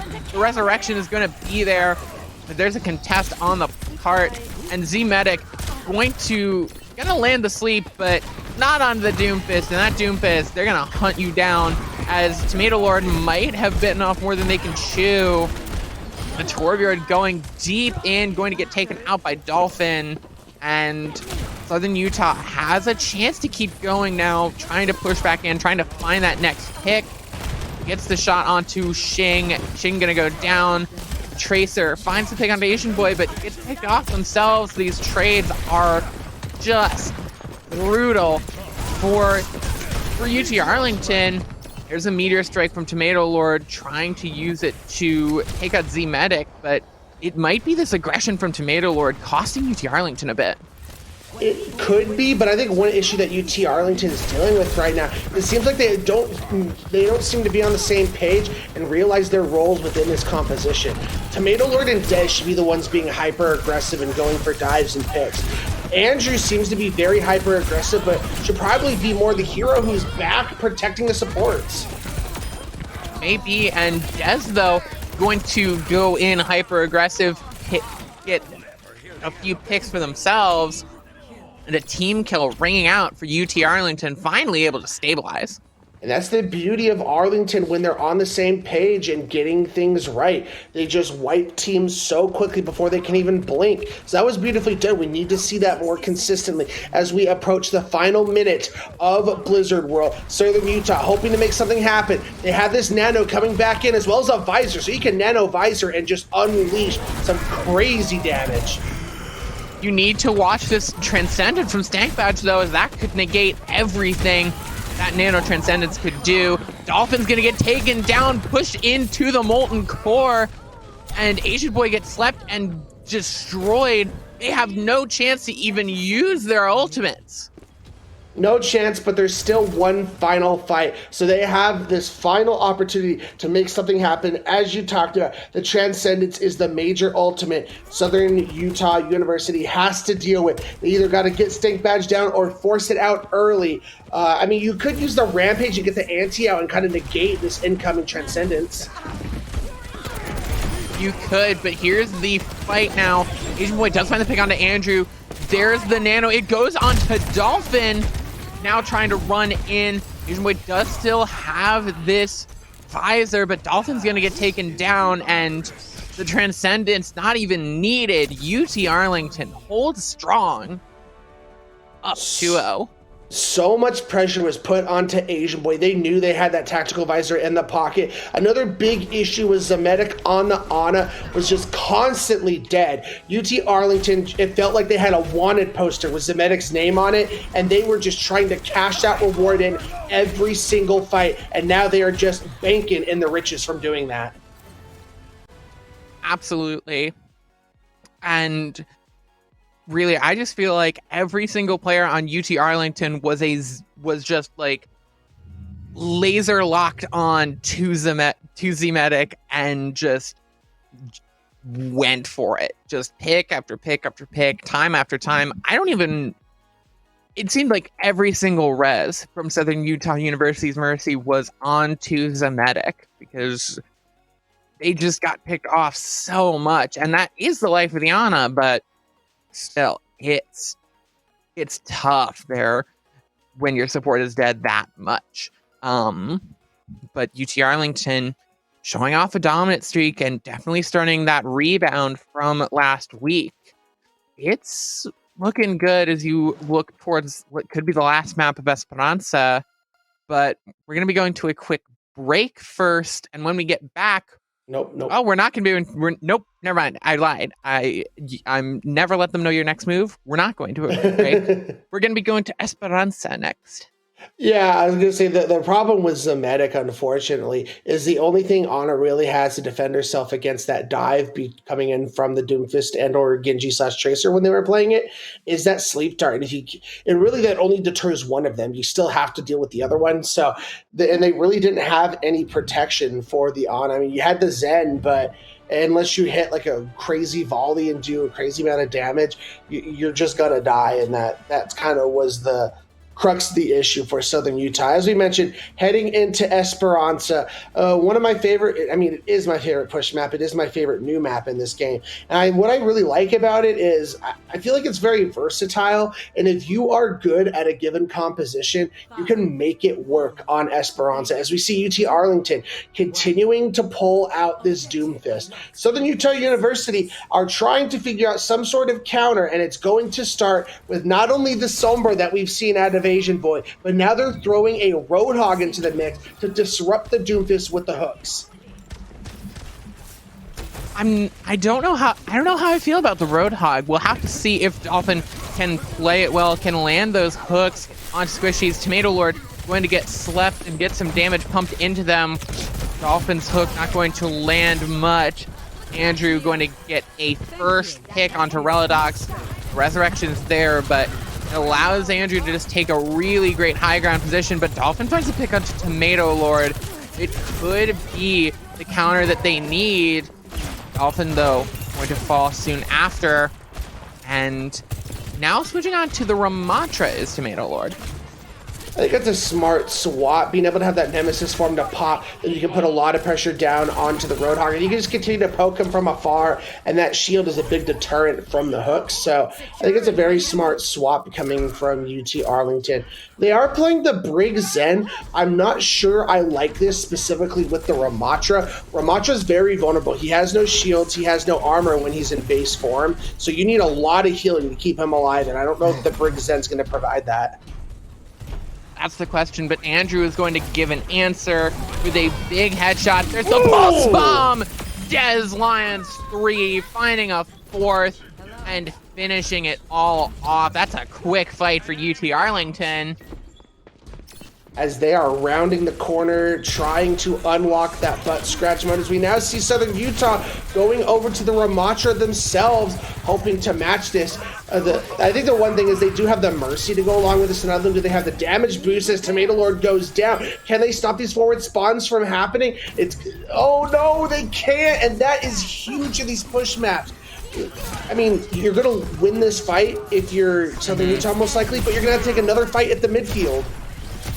Andrew going to come in with that overclock as well. Tomato Lord does get respawned with close spawns, not with those far spawns. Andrew's going to get taken down because a little bit too aggressive and finds themselves in Relidox's crosshairs. That's 2 now for Relidox, looking for more, looking to keep this alive. Going to get hit with a headshot from Stank Badge, and it's going to be close here, but it's still all UTA, all UT Day. It seems like every time I think UTA is going to drop a fight, they clutch up and make something happen. And now Tomato Lord's on this Reinhardt. They're doing a really good job of making very quick in-game adjustments. That's a really good hook, but Andrew still gets out. Really good. Andrew gets out, but Relidox finds that final little bit of damage, and Relidox finding 2 picks, looking for more. Finally getting the bot going Southern Utah's way. We'll see if they're able to find a full fight win, but it's looking like they're gonna have a chance. As we now see Andrew going over to the Hanzo, and Tomato Lord's now gonna oh my goodness, the headshot with the sonar arrow. Andrew's something else right now. Absolutely massive. Forward spawn deactivated for UT Arlington, but it doesn't look like it'll matter when Andrew's hitting headshots like that. Compress can go as aggressive as they want, but at that point, if Andrew's hitting these headshots, and it's just not enough. It really isn't, as now UT Arlington is looking to apply the pressure. They're going to have this transcendence to keep their team alive through these onslaught of ultimates that Southern Utah is going to have. So you got to know that he's the target, but Asian Boy goes down. Yeah, you got to know that they're the target, but Asian Boy is gone, Relidox is gone, and you just can't. You can have all the ultimates that you want. If you die before you get the chance to use them, it's not gonna work out. Great protection, Suzu coming out from Shing. Dolphin's gonna get first down, and the barricade will push even further. as they didn't even use a single ultimate in that fight. The only one they had was the Transcendence. They never needed it. They're applying so much pressure. They're not even allowing Southern Utah to get in and use their ultimate advantage. Tomato Lord going down. That is huge as Southern Utah looking to somehow fire back into this map. They have a lot of time, and that pick from Asian Boy is going to seal the deal, but even still, the Transcendence coming out from Stank Patch. UT Arlington think they've got this. Do they? Shing making a strong point, then the answer is yes. Getting 2 picks, gonna escape the Roadhog hook. There's the Pulse Bomb. Dez is not gonna find much of anything. Z-Medic going to also use the Transcendence, making that Stank Patch Transcendence worth it, I suppose. Reladoc's going to go down, gonna get resurrected, pardon. But Z-Medic and Asian Boy will find those picks and eventually let Southern Utah progress.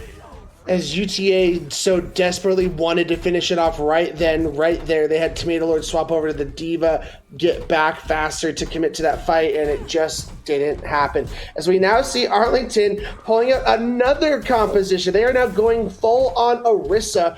Andrew going over the Reaper to help provide that damage to help with the frontline battle of Tomato Lord. And now they got Stank Badge on the Moira.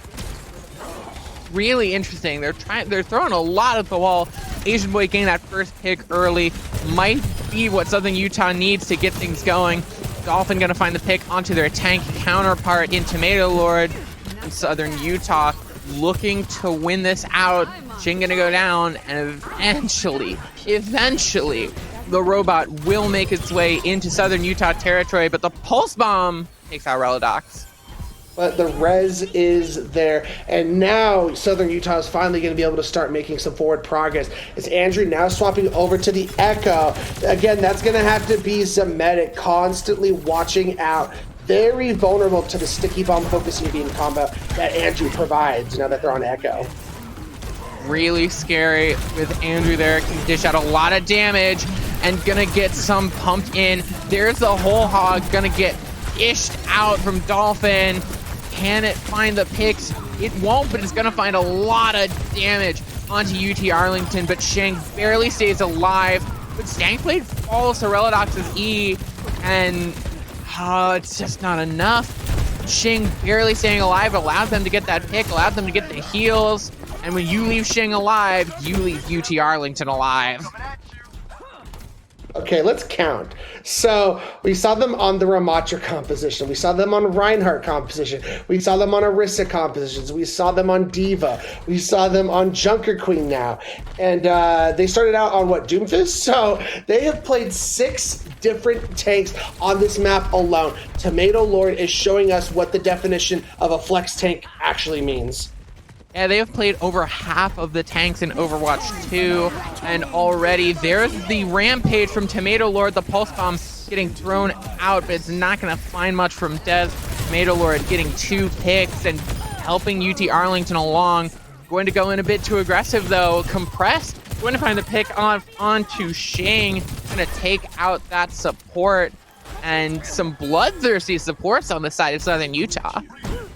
But UTA continues to just drain this clock away. That's the game they're just playing now, is making sure they win a fight, take a lot of time off the clock. Even if they lose this next fight, there is so much distance Southern Utah has to clear with only a minute and a half left. That UTA can just continue to play defensively here. That they can, and now switching on to the Winston, I think that makes it, what now, 7? Make that 7 already, and there's a deflect kill from Andrew. Andrew gonna land 2, looking for more, but gonna get taken out before they can do much more damage. Only a few more players left alive for Southern Utah. It's gonna be close for them. They make some progress. Make that 8 Tomato Lords now on Sigma. Wow, just switching the compositions around all day long, mate. There's the Pulse Bomb from Dez. It'll take out Z-Medic. Even after Dez is still hunting. And that's Sigma barely going to keep themselves alive. Andrew has the blade, looking to use it. This is last fight territory, looks like. Asian going to get taken down mid-visor. Whole hog going to get bursted down. The blade Only going to find that one pick, but it's going to pump in a lot of damage onto that Roadhog. Going to force them back. And Dolphin, they need something for Southern Utah. Make that 9. Tomato Lord now on the wrecking ball. Oh my gosh. Looking 2 more. Something happen. I kind of like the idea of the Sigma. You can block the hooks and you have the accretion rock, but Ball's just as good setting up slams onto this Roadhog. That it is, but eventually time will expire and UT Arlington show why they are number 3 in their division and a scary team to face. Yeah, their flexibility was just put on full display, and their team chemistry and just their individual skill as players. So they, as we're getting really close to playoffs, this is a team you got to be watching out for. UTA, mark them down. They are dangerous heading into playoffs. Absolutely, they are. UT Arlington showing themselves to be a force to be reckoned with. This team might have had that struggle last week, but open up the hood and they've got some horsepower. And there's nothing else to say, really. UT Arlington showing off here, almost. Yeah, with that, we are going to head to a quick break. I believe we're going to try and get you guys an interview. If not, we will be back live for the next game. So just keep your head on a swivel. We will hopefully be right back with an interview from someone from UTA.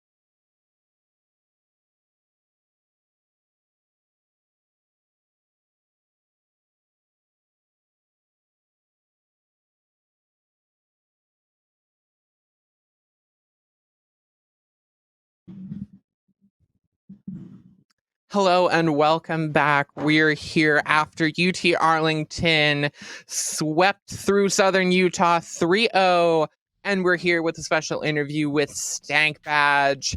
Hi and welcome to the stream. Thank you for agreeing to be interviewed. Yeah, thanks for having me. So I know last week you guys did have some unfortunate technical difficulties and had a pretty unfortunate loss. What was it like going into this week, trying to rebound off of that? Personally, I'm just grateful that I get to play. Competing is a lot of fun, you know, thunderstorms. Stopping that, not so much fun. So, yeah. As a team, I was actually. Go ahead. Sorry. Okay. Yeah, as a team, we were really confident going into this match.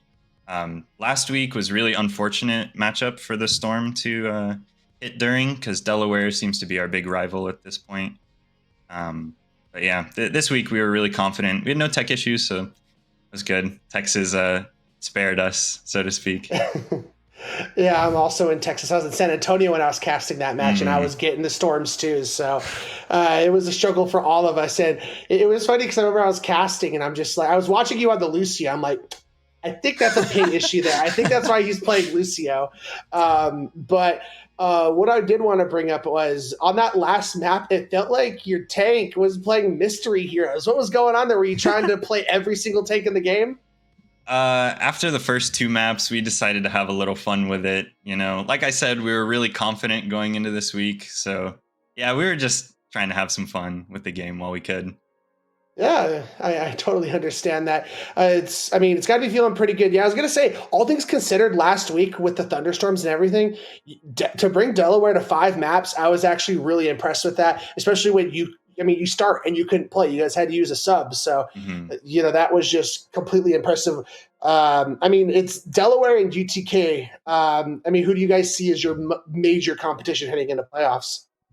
I think Delaware is the most prepared out of all the teams that I've seen. I'm not too familiar with what UTK is doing behind the scenes, but I know that Delaware has a couple coaches that used to coach contenders. So they've got a lot of support in that area. And we're really looking forward to beating Delaware in their home turf eventually. Well, you seem pretty confident. Do you think you can go all the way? Do you think you can take your division? I think so. Absolutely. Delaware, UTK, watch out. UTA is coming for the top spot. Great to hear. Well, before we get going, is there anyone that you want to thank, shout out, anyone? First, I want to shout out Jupiter for last week when I wasn't able to play. Really stepped up and filled in my shoes very well. Honestly, that guy, he could be coming for my spot. You don't know, you know? Shout out to my family for watching. Thanks. And shout out to UTA, all my teammates, and Noah, my director. You guys are awesome, and I wouldn't be nearly as happy without you guys. Well, that's amazing. Thank you so much for coming on the stream and giving the interview. It was really great to have you, and congratulations on the 3-0 win over to Southern Utah. And we hope to see you and the rest of UTA deep into the postseason. So, all right, see you then. Thank you. Yeah, that was one thing I was going to bring up. He brought up Jupiter. Jupiter played amazing last week in his spot. So shout out to Jupiter once again. Do you have anything else, Kenwin? Because I think that's going to be pretty much it before we bring you guys the next match. I believe it is Marquette versus University of Hawaii. So be ready for that, and we will take a short break, and we'll see you guys at that next match.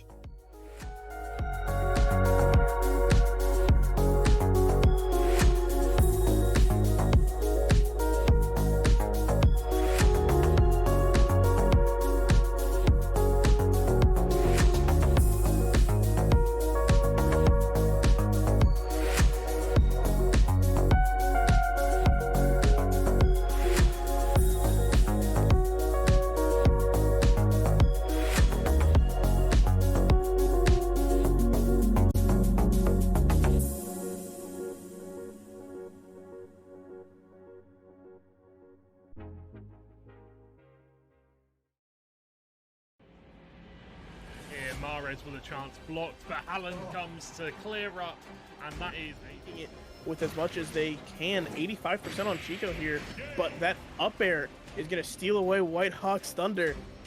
Committing to that play from Cincinnati, it means they've got to race on back as the touch from the ground from Miggs, and somehow... Two ultimates, Marquette answers back with two of their own. Oh my goodness, window tag visor just melting the opposition right now. A three-piece from Action. Alter with the deagle out, finds one. It's down to a 1 versus 2, but he's seen an Alter through the wall. Insult to injury, Chuteng. A little banana duck as well. I like this double situation towards yellow. Majin is sweaty with it though. On 2, quick spot, Leo around the backside, Mr. Bumper makes everyone invulnerable. Popper turning the fight on its head.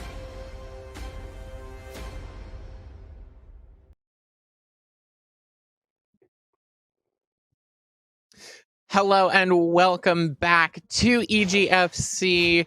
We just got back from a 3-0 victory from UT Arlington, pardon. And now we have got our last game of the day. We have got Marquette University squaring off against the University of Hawaii.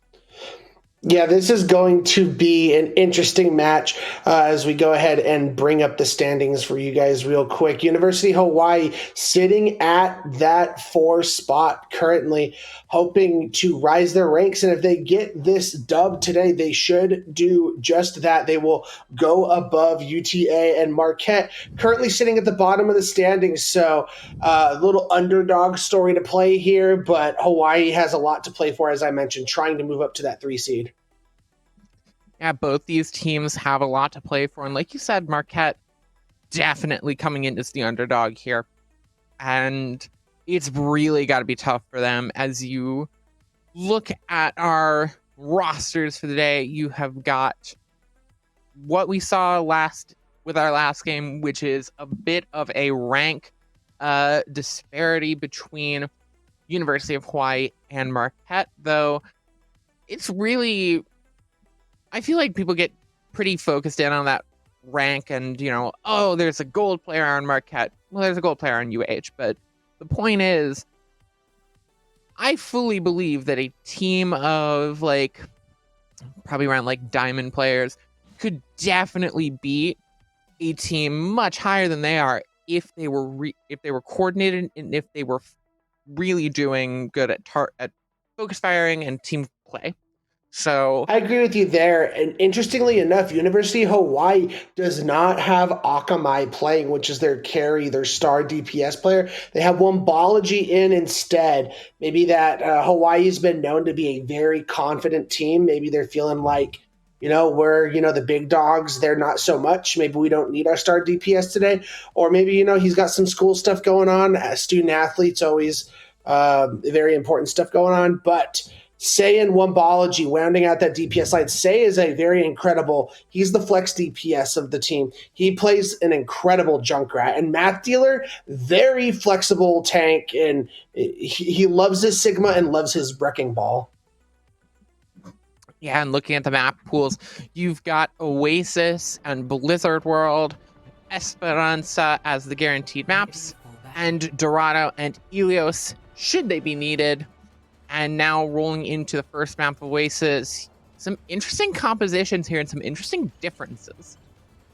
Yeah, so coming out of Hawaii, they're running a Winston base. It's kind of another version of that Overwatch League Grand Finals composition we saw with the Winston with the Kiriko Lucio, but instead with no longer having that passive of the speed boost, and they just get a reload speed instead.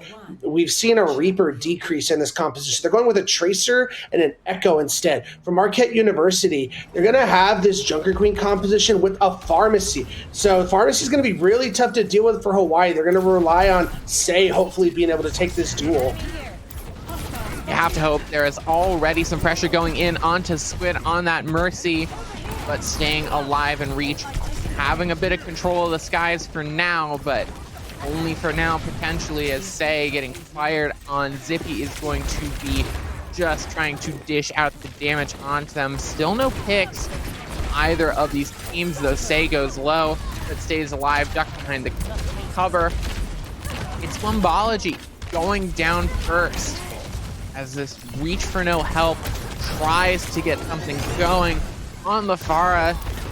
Not finding any more picks, but getting a little bit more presence. But Squid next to fall. Say seems to be activated and is now going to start popping off. Already the Junker can use that commanding shot, trying to get into position. There's the combo you've been looking for, and it will take out Zippy. And through a long fight, University of Hawaii will capture the point. Yeah, very good job by Say. That's going to have to be what they do, is target down that Mercy first. Say does not have enough damage with the sticky bombs and the focusing beam to be able to focus down the Pharah through the Mercy pocket. Now we see them reach for help, swapping over to the Winston. I mean, I think it's a very smart swap. Those Hellfire shotguns just rain damage onto that Winston and can be Winston's Achilles heel. So Math Dealer, you have to be very careful, especially with this incoming Rampage coming from Stomps. But a lot of ults on the side of University of Hawaii. Wombology going to go low and use that recall to regain that health. Pulse Bomb comes in, Zippy goes down, but so will Matthew. Just like you said, that Achilles heel coming right in. There's the Rampage. Stomp's gonna catch 2 in it, but the cleanse is right there from River God. Using that protection Suzu to its fullest ability. Stomps will find a pick, but it may not be enough for Marquette. The copy coming in from Say onto the Reaper. Reach for no help when you get copied and taken out. Call that cut and paste. River God takes out Royal Ranger to seal it for Hawaii. As Hawaii continuing to just dominate, even though they lose their tank early in their fight, they have such mobility and they're very, Lucio, Tracer, Echo, they're not easy heroes to kill. They're just able to continue to stall, buy time, wait for Matthew to get back on this Winston, and then they're able to coalesce back together and focus these targets down. The major issue for Marquette is they have this Banana Lumpia sound barrier they have to force out because they have a lot of key ultimates coming online between this Death Blossom and this High Noon. Yeah, Marquette, they have the damage to take this. Already going to use that Valkyrie to dish out the healing and keep their friends alive as much as they can, but Zippy finds that first pick, takes out the Lucio. No beat for University of Hawaii. Could be what Marquette was looking for, but that Lucio is going to come back real quickly, and River God's got the headshots onto Zippy. Safe and finds Squid, and even the beat's going to come out as well for University of Hawaii. The Death Blossom going to get pulse bombed perfectly by Wombology, and it's University of Hawaii with a clean 100-0 sweep. Very impressed with what I'm seeing out of University of Hawaii so far. Wombology is really showing out on this Tracer. Their sticks have been insane, whether it's on to Cassidy, whether it's been onto the ulting Reaper. It's just been... sometimes it can be tough to get those stickies to actually stick properly, and especially on an ulting Reaper where, you make a wrong move, you're dead there. It was very impressive. And Matt Dealer on this Winston, I can't say more about how incredible Matt Dealer is as a tank player. To see now the Winston in play, so much, just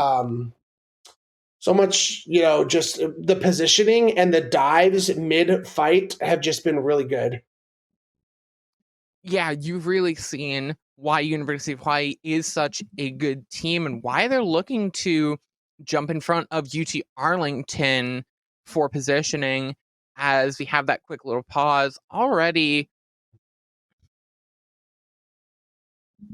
It looks like we have some technical difficulties with some monitors. So we're going to be waiting a little bit. We don't really have an ETA, but we will get back into it as soon as possible. And it looks like we're actually going to be going to a quick break before. So when we get back, University of Hawaii, see if they can continue that dominant streak and take map 1.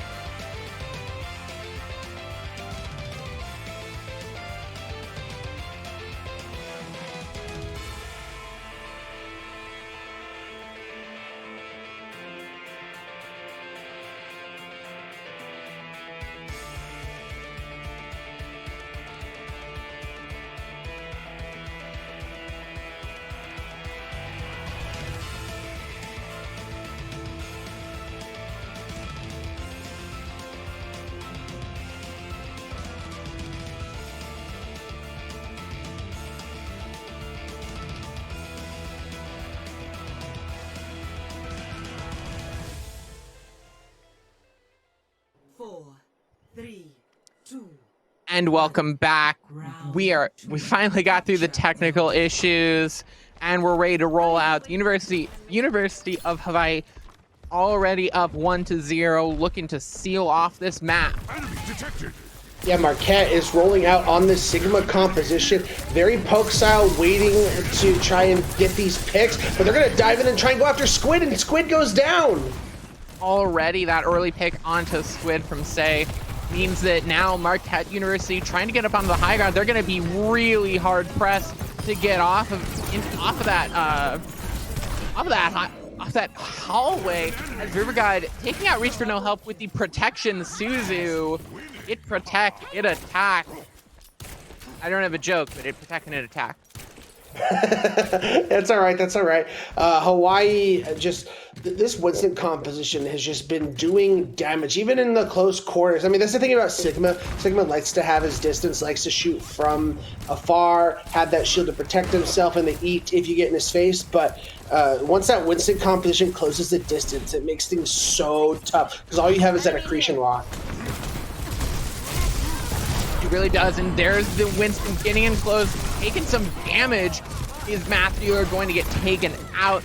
But Squid falls soon after, as Zippy finding two and living on that high ground. Marquette taking that point back after a bit of delay.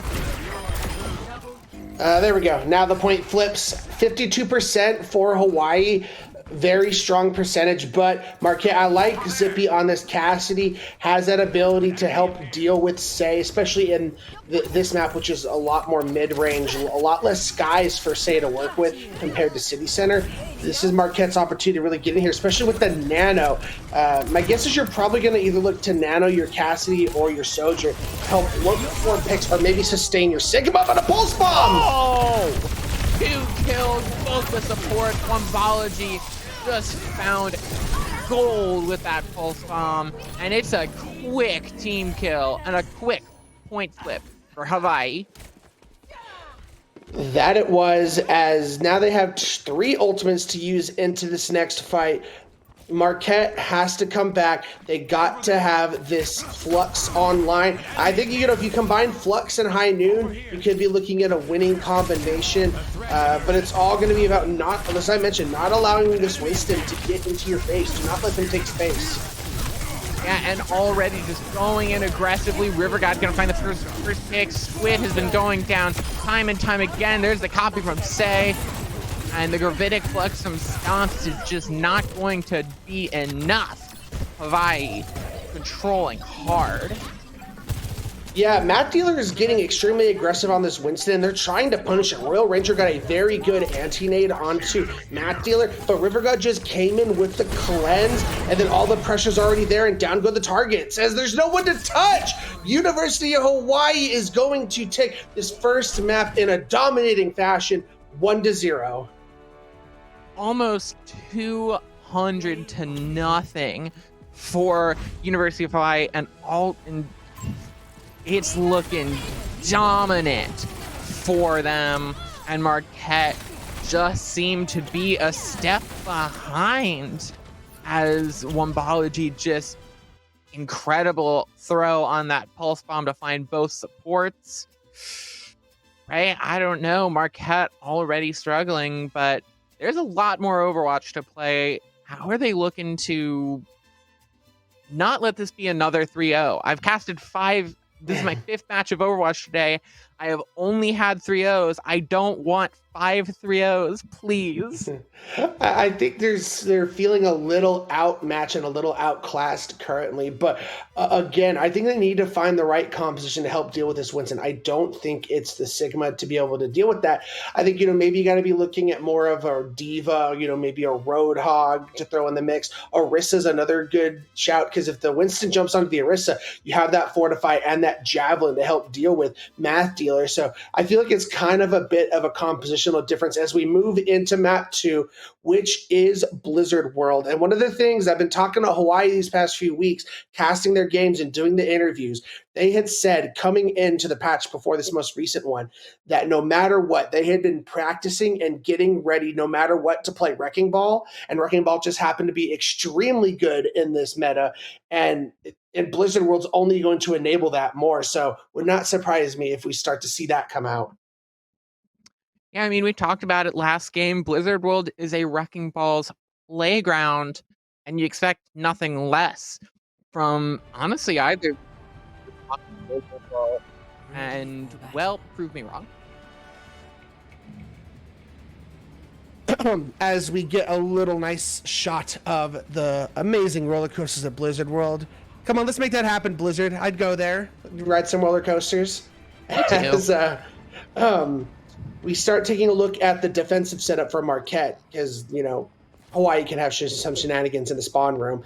They're going to continue to play the Sigma. I like it better specifically on Blizzard World. There's more sightlines and more space for this Sigma and this Ashe to work with. And they're going to put Zippy on this Torbjorn. I think that's a really good adaptation. Help deal with Wombology on this Tracer. As University of Hawaii, they're going to keep with that adage, if it ain't broke, don't fix it. They're going to continue to play this composition. They do have Say going over to the Sojourn, adds that ability to build up those railguns and look for those one-shots. So that's a little interesting adage they have coming into this composition.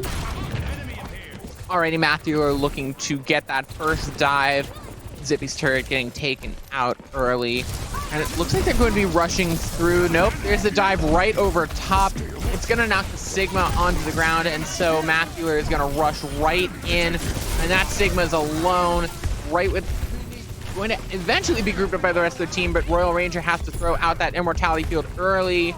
Gonna get taken out by a headshot from River God. And it's going to be University of Hawaii taking that first point, getting that team kill, and rolling into Streets phase.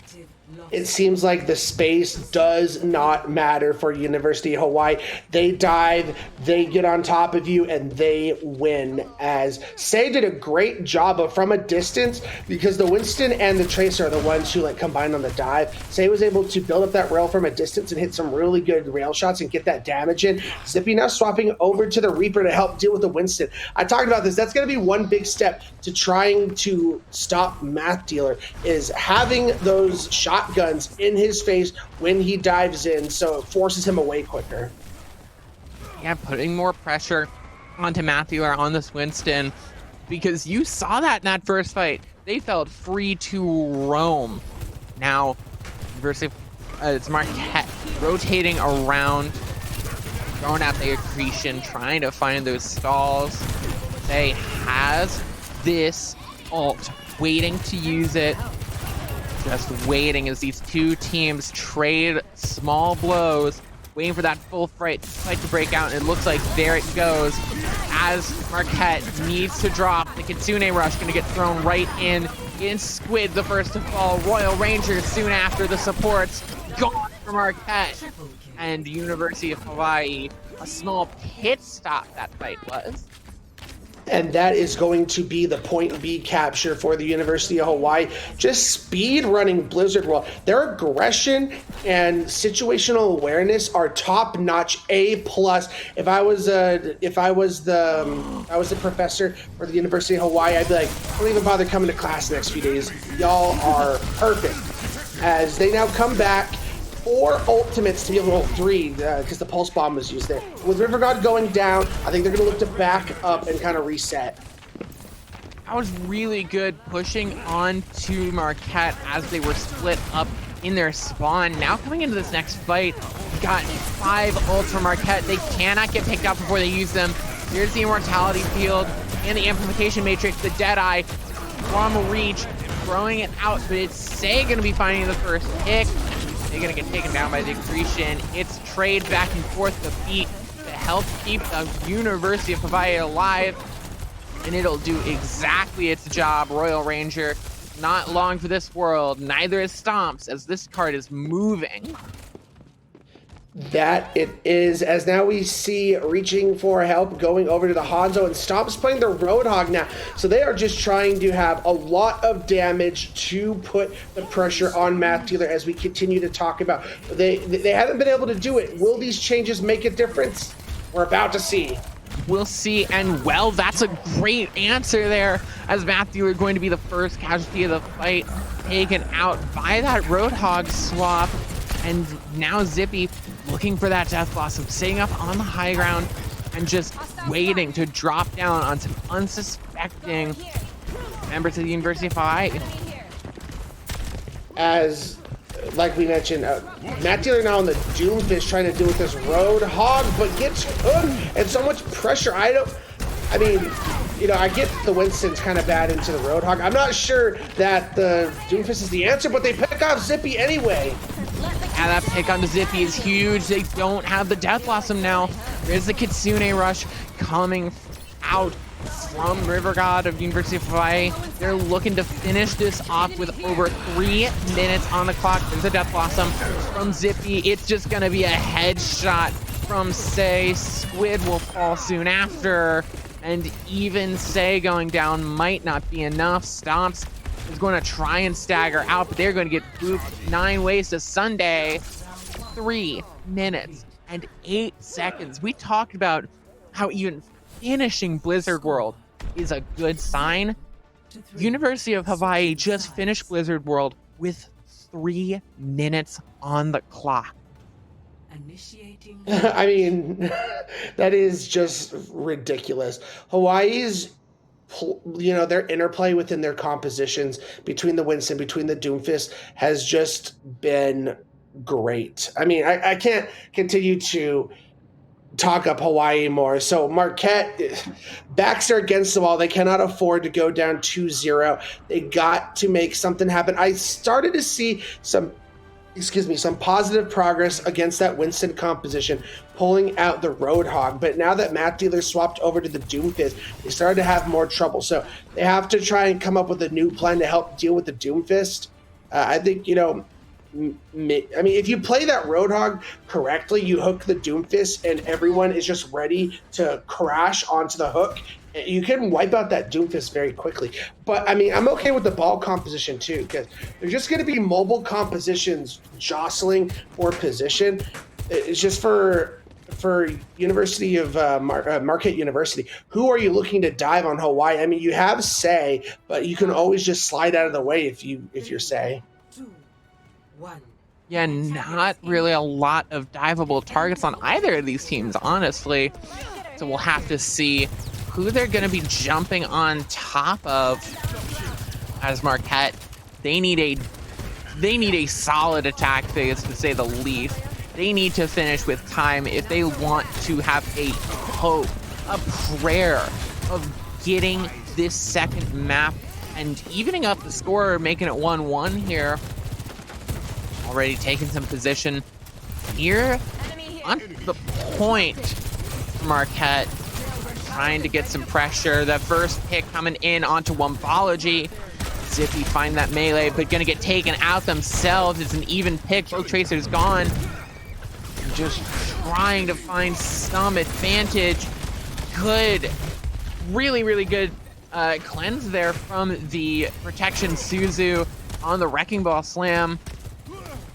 It's just too close as both these teams engaging poke after poke, just waiting for the other to make a mistake. The Tracers back and re-engaged as this 5v5 continues. There's the Immortality Field coming out from Marquette University, trying to keep themselves alive. These basically just building up to ultimates at this point, but Matt Dealer finding the first pick and the first ult going to Stomps, and those mines are deadly. Banana Olympia is going to find that out the hard way. Yeah, and Marquette did exactly what I talked about. Matt Dealer pushed in with the punch. They collapsed on him and focused him down. He got a little too aggressive and paid for it, as that is the point cap for Marquette, as they are looking to get rolling on Blizzard World.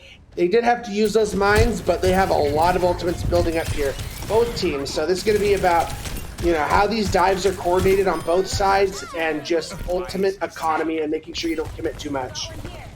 speaking of commit too much, Zippy and Stomps both going in a bit too deep. Thankfully, their spawns are right there, so they'll be able to come back relatively quickly, but it means that the University of Hawaii is able to set up right in that archway. It's going to be devastating hold already rolling out.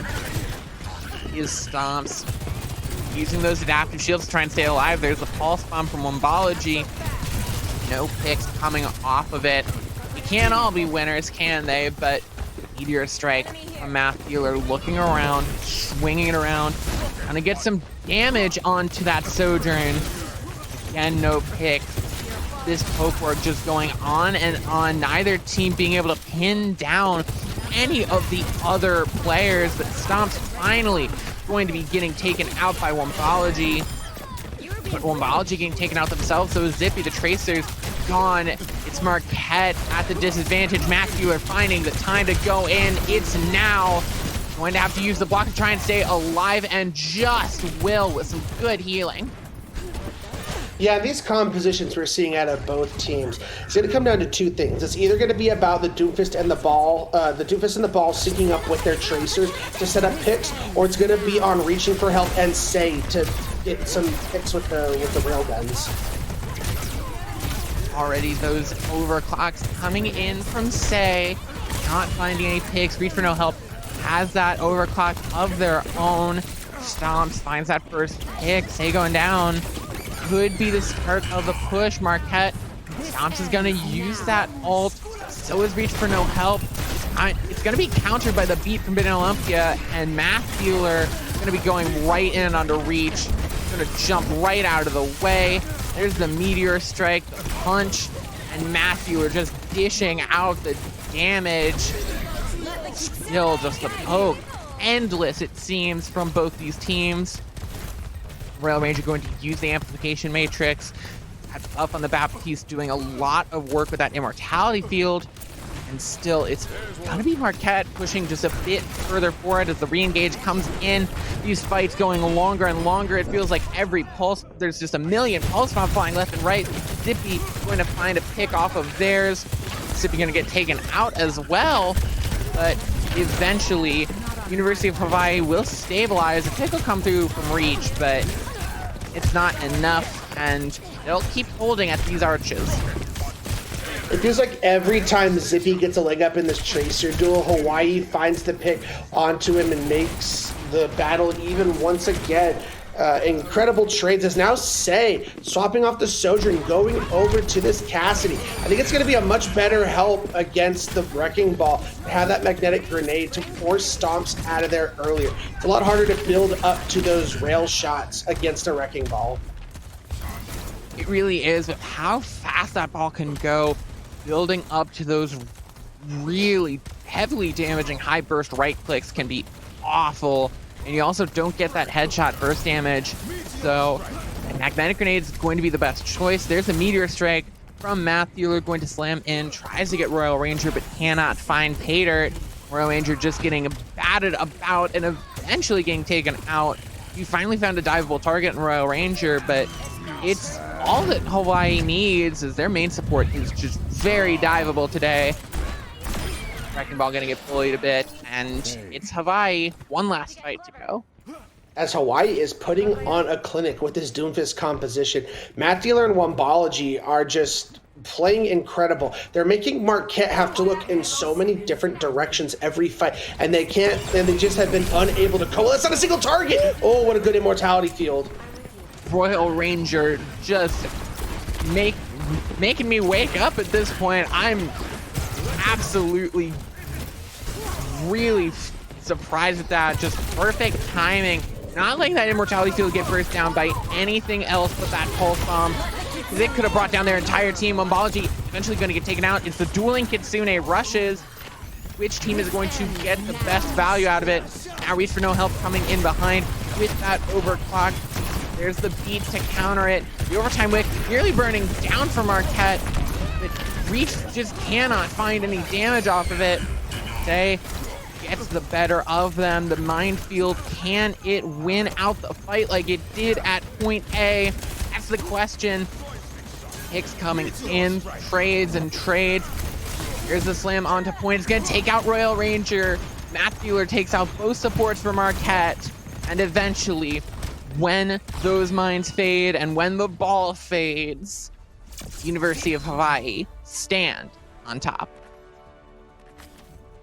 Again, University of Hawaii proving why they are the 4th seed and really trying to force their way to the 3 seed. They get this dub today, they're going to do exactly that. It just seems like that's what they have on their mind. They are not giving Marquette a single inch to work with. Their Doomfist composition just continuing to put pressure and not allowing them to take any space. They're just playing so well right now.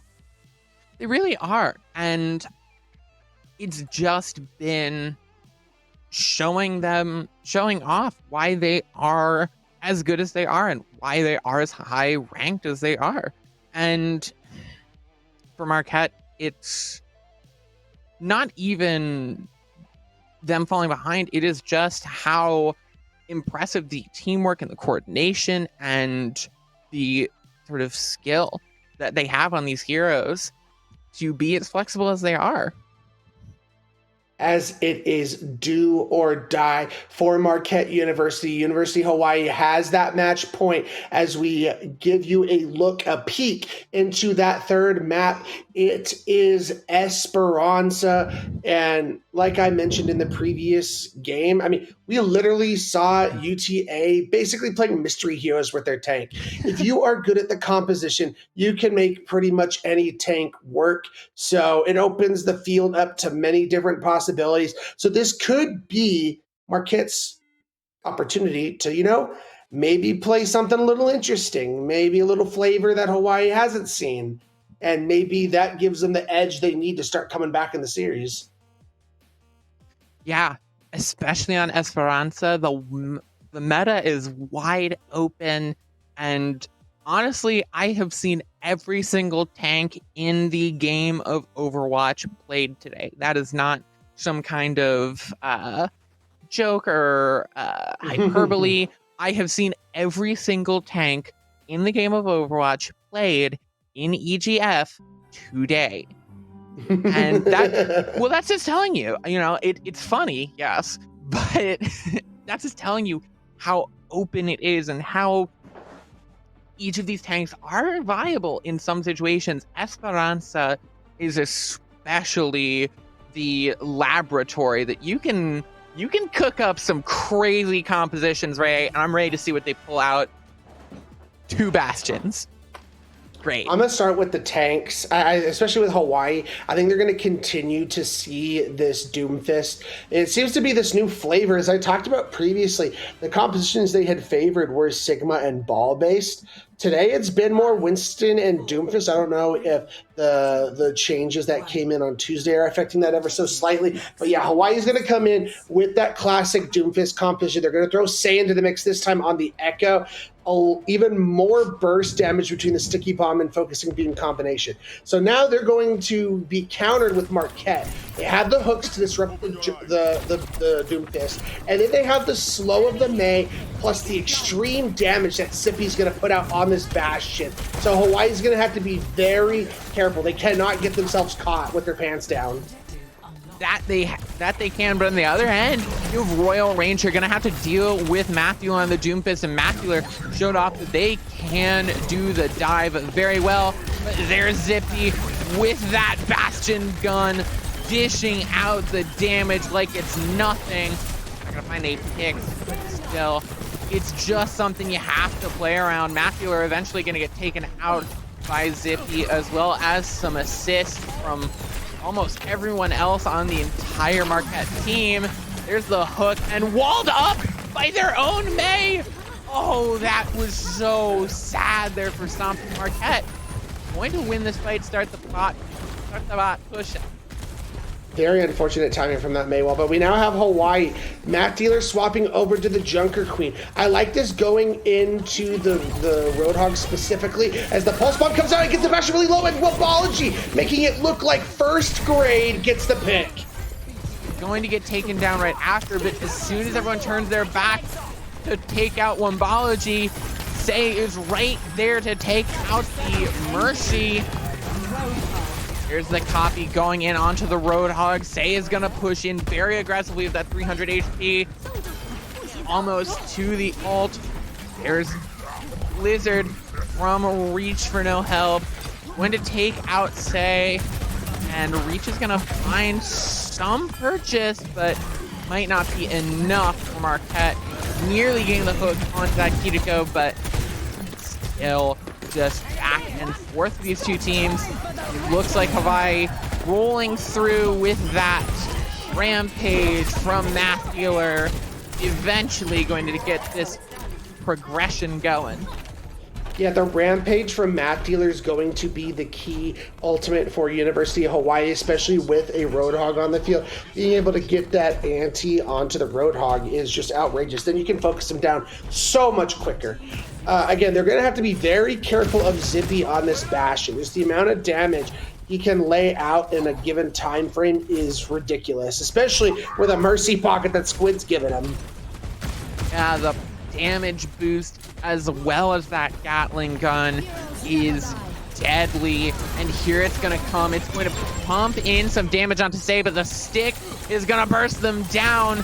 The resurrection will be there, and now Harden Wombaji is absolutely known, and they're going to get completely taken out. Reach with 2 kills, and they're gonna roll right back through Marquette, the decisive win.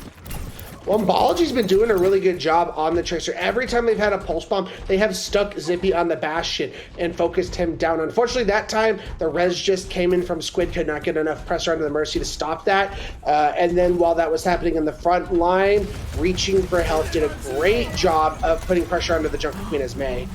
Great hook there from Stomps over on the flank. Going to use the whole hog, but actually going to get taken out. Now there's the copy from Say. Going to use the transformation. Going to get 2 kills. Going to use the ult as well and run right after that Baptiste. Multiple kills. Good copy from Say. So that's the first time I've ever, I mean, not that I haven't seen an Echo copy of Bastion, but in Overwatch 2, I haven't seen them do the copy and use the ultimate in Echo's voice. That was freaking funny. Yeah, yeah, she just sings it. It's great. But already, as you're Hawaii going to activate the unlocks butt those, scratch. yeah, as Hawaii gets the butt scratch. So we talk about it on these push maps, how important getting these forward spawns are. Because even if you get a team fight win as the rampage comes out, if you get the team fight win, you still have to deal with the fight right in the middle with those close spawns. And as Marquette are doing, what a hook! Stomps. Gotta have a magnet on that thing. Gonna get a really solid hook and take out Say before they escape. that late stagger onto River God. Does he respond in time? He does. Okay, so everyone got the forward spawn. So yeah, they will be taking that forward fight. I was a little worried because that stagger was late and they might have been able to get the bot across in time, but they did not. Problem is, Marquette, that was an expensive fight and they've already taken down Royal Ranger. Yeah, this is now going to be them getting chased down. Womballa's just going to get taken out, but you've lost your main support for Marquette, and it's just going to be Hawaii rolling through. They're going to try and keep you away for as much as they can, but when you've got the Bastion firing at you, you got to be safe, and you can't just walk into that line of fire. You cannot, as now Hawaii continuing to roll, and they didn't have to expend a single ultimate. Marquette, however, comes back 4 ultimates to be able to use. The big one's going to be that Blizzard, but they have to make sure they either get Banana Lumpia in it or force out the sound barrier beforehand or pick off Banana Lumpia before they use the Blizzard. That would be the hope. Already you've got the early beat coming out from Banana Olympia. There's the Blizzard thrown right in. It's not going to reach anyone though. No one is going to get frozen. The copy on Zay's copy of the Bastion, using that ultimate, going to get the pick onto Royal Ranger, and that bot is going to keep pushing for University of Hawaii. That blizzard was so unfortunate. Hawaii did a great job of I think they knew that we used the sound barrier earlier. They're going to be looking to use the blizzard, and then they used that commanding shout beautifully to speed away, and they all just went in opposite directions and got away from it. So very well played by Hawaii. They're showing their game sense is very strong. They are. That early pick from Zippy seems that Marquette's going to move through. Math Dealer gets the pick. Gets picked off by Royal Ranger using that amplification matrix right as they're using the Rampage, and that's a huge ult gone for Hawaii. Yeah, I talked about how important the Rampage was, especially against this Roadhog composition. So now that is completely off the board, and all you're going to have is this Kitsune Rush with an incoming Mortar Strike and Whole Hog for Stomp. So looking pretty favorable for Marquette. They have to get in here now. With just over 2 minutes on the clock, you got to get these forward spawns unlocked. You've got to get your foot in the door there. Really good use of the Whole Hog on that Kitsune Rush, just trying to keep as many members of the University of Hawaii as out of it for as long as they can, but it won't last for the entire time. Bot's still going to be just waiting there, but Stomps is the first one to find the pick, takes out Wombology, and now that Kiriko is a bit threatened, gonna get hooked. Will they go down? Yes, Stomps finds the confirmation. Now the May stays alive, and Stomps coming out with some hero play on the Hog. This is what we needed to start seeing from Marquette. They will now get these forward spawns, so they are bringing themselves back from the brink of what could have been elimination. They still have some work to do. They're going to probably have to string together at least 2 more fights to be able to get the distance that Hawaii has put up, but they put themselves in a good spot, especially when reaching for help's going to have a blizzard to redeem themselves. A copy of the Roadhog gets immediately first down. Mountains is going to go low. Vulnerable to that focusing beam, but going to stay alive regardless. Wombology gets taken down. There's the Blizzard. There's the Rampage. The beat coming out from Banana Olympia. Banana Olympia is going to get frozen up in that Blizzard. Royal Ranger goes down.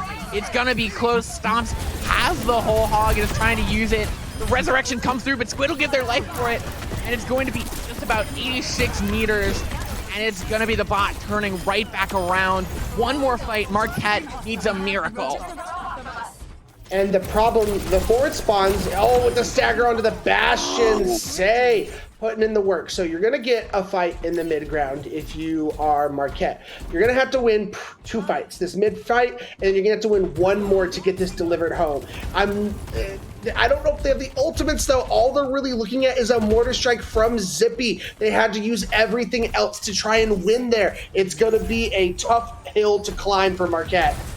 It really has to be, but they have to do it. Otherwise, it's like 3-0. Wombology has the ult, using that overclock. You cannot see anyone from Marquette fall to this. Otherwise, it might all be over. The Kitsune Rush as well. Say is going to find the first pick onto Zippy. You don't even have the Mortar Strike. The Resurrection's going to be there, but Squid is going to give their life for it again. The headshot onto Banana Lumpy is a good way to start. Zippy's got the ultimate. Throwing it out is not going to get any picks. The picks are going to come through, but no one's on the back. No one's on the bot. And Hawaii stands strong throughout the tides. They take it 3-0. And that should be them securing a top 3 seed in the EGFC bracket or season that we're in. So they have to be feeling really good. They'll be jumping UTA now. And this is a great tournament for them, especially they didn't even have Akamai today. So that just shows the depth and skill that even their players on the bench have. Yeah, very close for Marquette. But it's just all University of Hawaii and really impressive work. You gotta admit, they move up that slot. And once you're near the top like that, moving up even just 1 position, it's huge, especially this late in the season with only a few weeks left to go until the postseason. You've got to be really happy for University of Hawaii, and you might get a chance to ask them about it. We're going to go to a quick break, but after that, potentially an interview with one of the University of Hawaii members.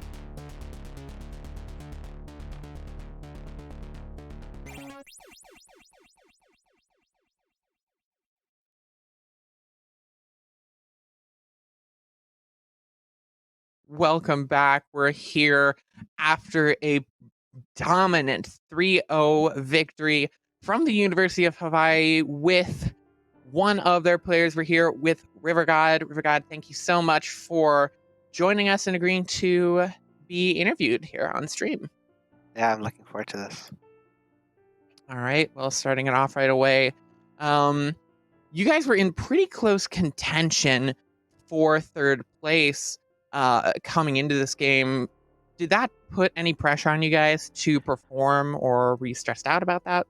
For this game, I think we sort of looked at what comps they were playing. We were trying to scout them out because we think this team is a lot more underrated than most people would say, but I don't think we felt stressed out about this match. Yeah, I mean, you guys continued to roll and show your dominance. I mean, you guys do pass UTA, I believe, with that win and go up to that 3 seed. You guys have looked extremely strong, especially without Akamai tonight. So that was really cool to see. I mean, what are the differences? Is it just like their hero pools are slightly different between him and Wombology? Are there different comps you prefer to have Wombology in, or what was with that? Yeah, Wombology's Tracer is just insane compared to Akamai's. Like, Akamai's Tracer, it needs some work, honestly, especially his pulse bombs. But I think Wombology is a really good player, so we were glad to put him in. Yeah, especially with Tracer being so prevalent now with some of the changes we've seen. Coming in and looking forward to playoffs, I believe the two teams ahead of you guys are UTK and Delaware, and obviously UTA is right behind you guys. Is there any team that you guys are really looking forward to playing and going against? I think the teams right now, I think we're confident that we should be doing okay into them. Gotcha. Yeah, well, that's great to hear. I guess looking forward into the last few weeks of the season, are there any matches that you're particularly looking forward to? Any that you're a little nervous of? Anything that you're going to do to be preparing for those? Preparing wise, we're definitely taking this very seriously. We love EGF, so we're trying to make sure we win this competition. And we're just practicing almost every day right now, so hopefully we do good. Yeah, well, that's great. Before we end off, I just want to ask you, is there anyone that you want to thank or shout out while you have the time? Anything respectful, the floor is yours. I want to shout out Marquette University. I think they put up a good match. I saw that they had console players. I'm glad that they included more players into the Overwatch community.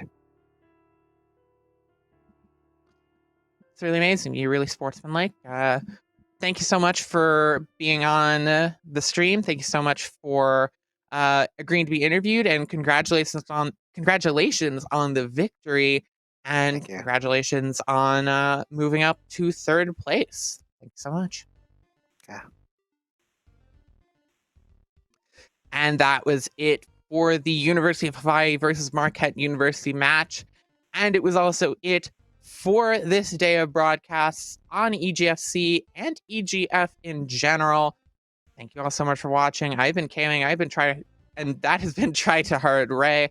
Ray, is there anything you want to say before we get out of here? I'm tired, man. Okay, 5 series of Overwatch. Yeah. This is what 5 series of Overwatch does to a person.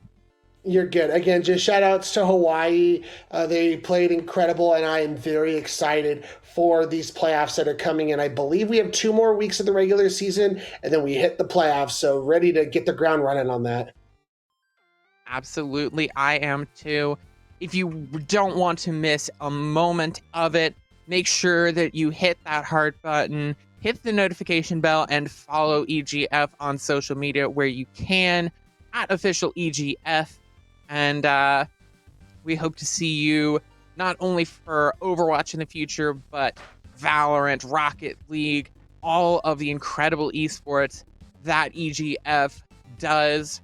There's a lot of them, and honestly, they're all incredible. So make sure you catch what you can. And that's it for us today. Thank you so much to the teams. Thank you so much to our producer, Juke, for being incredible. And we will see you all later. Goodbye. Later, everyone.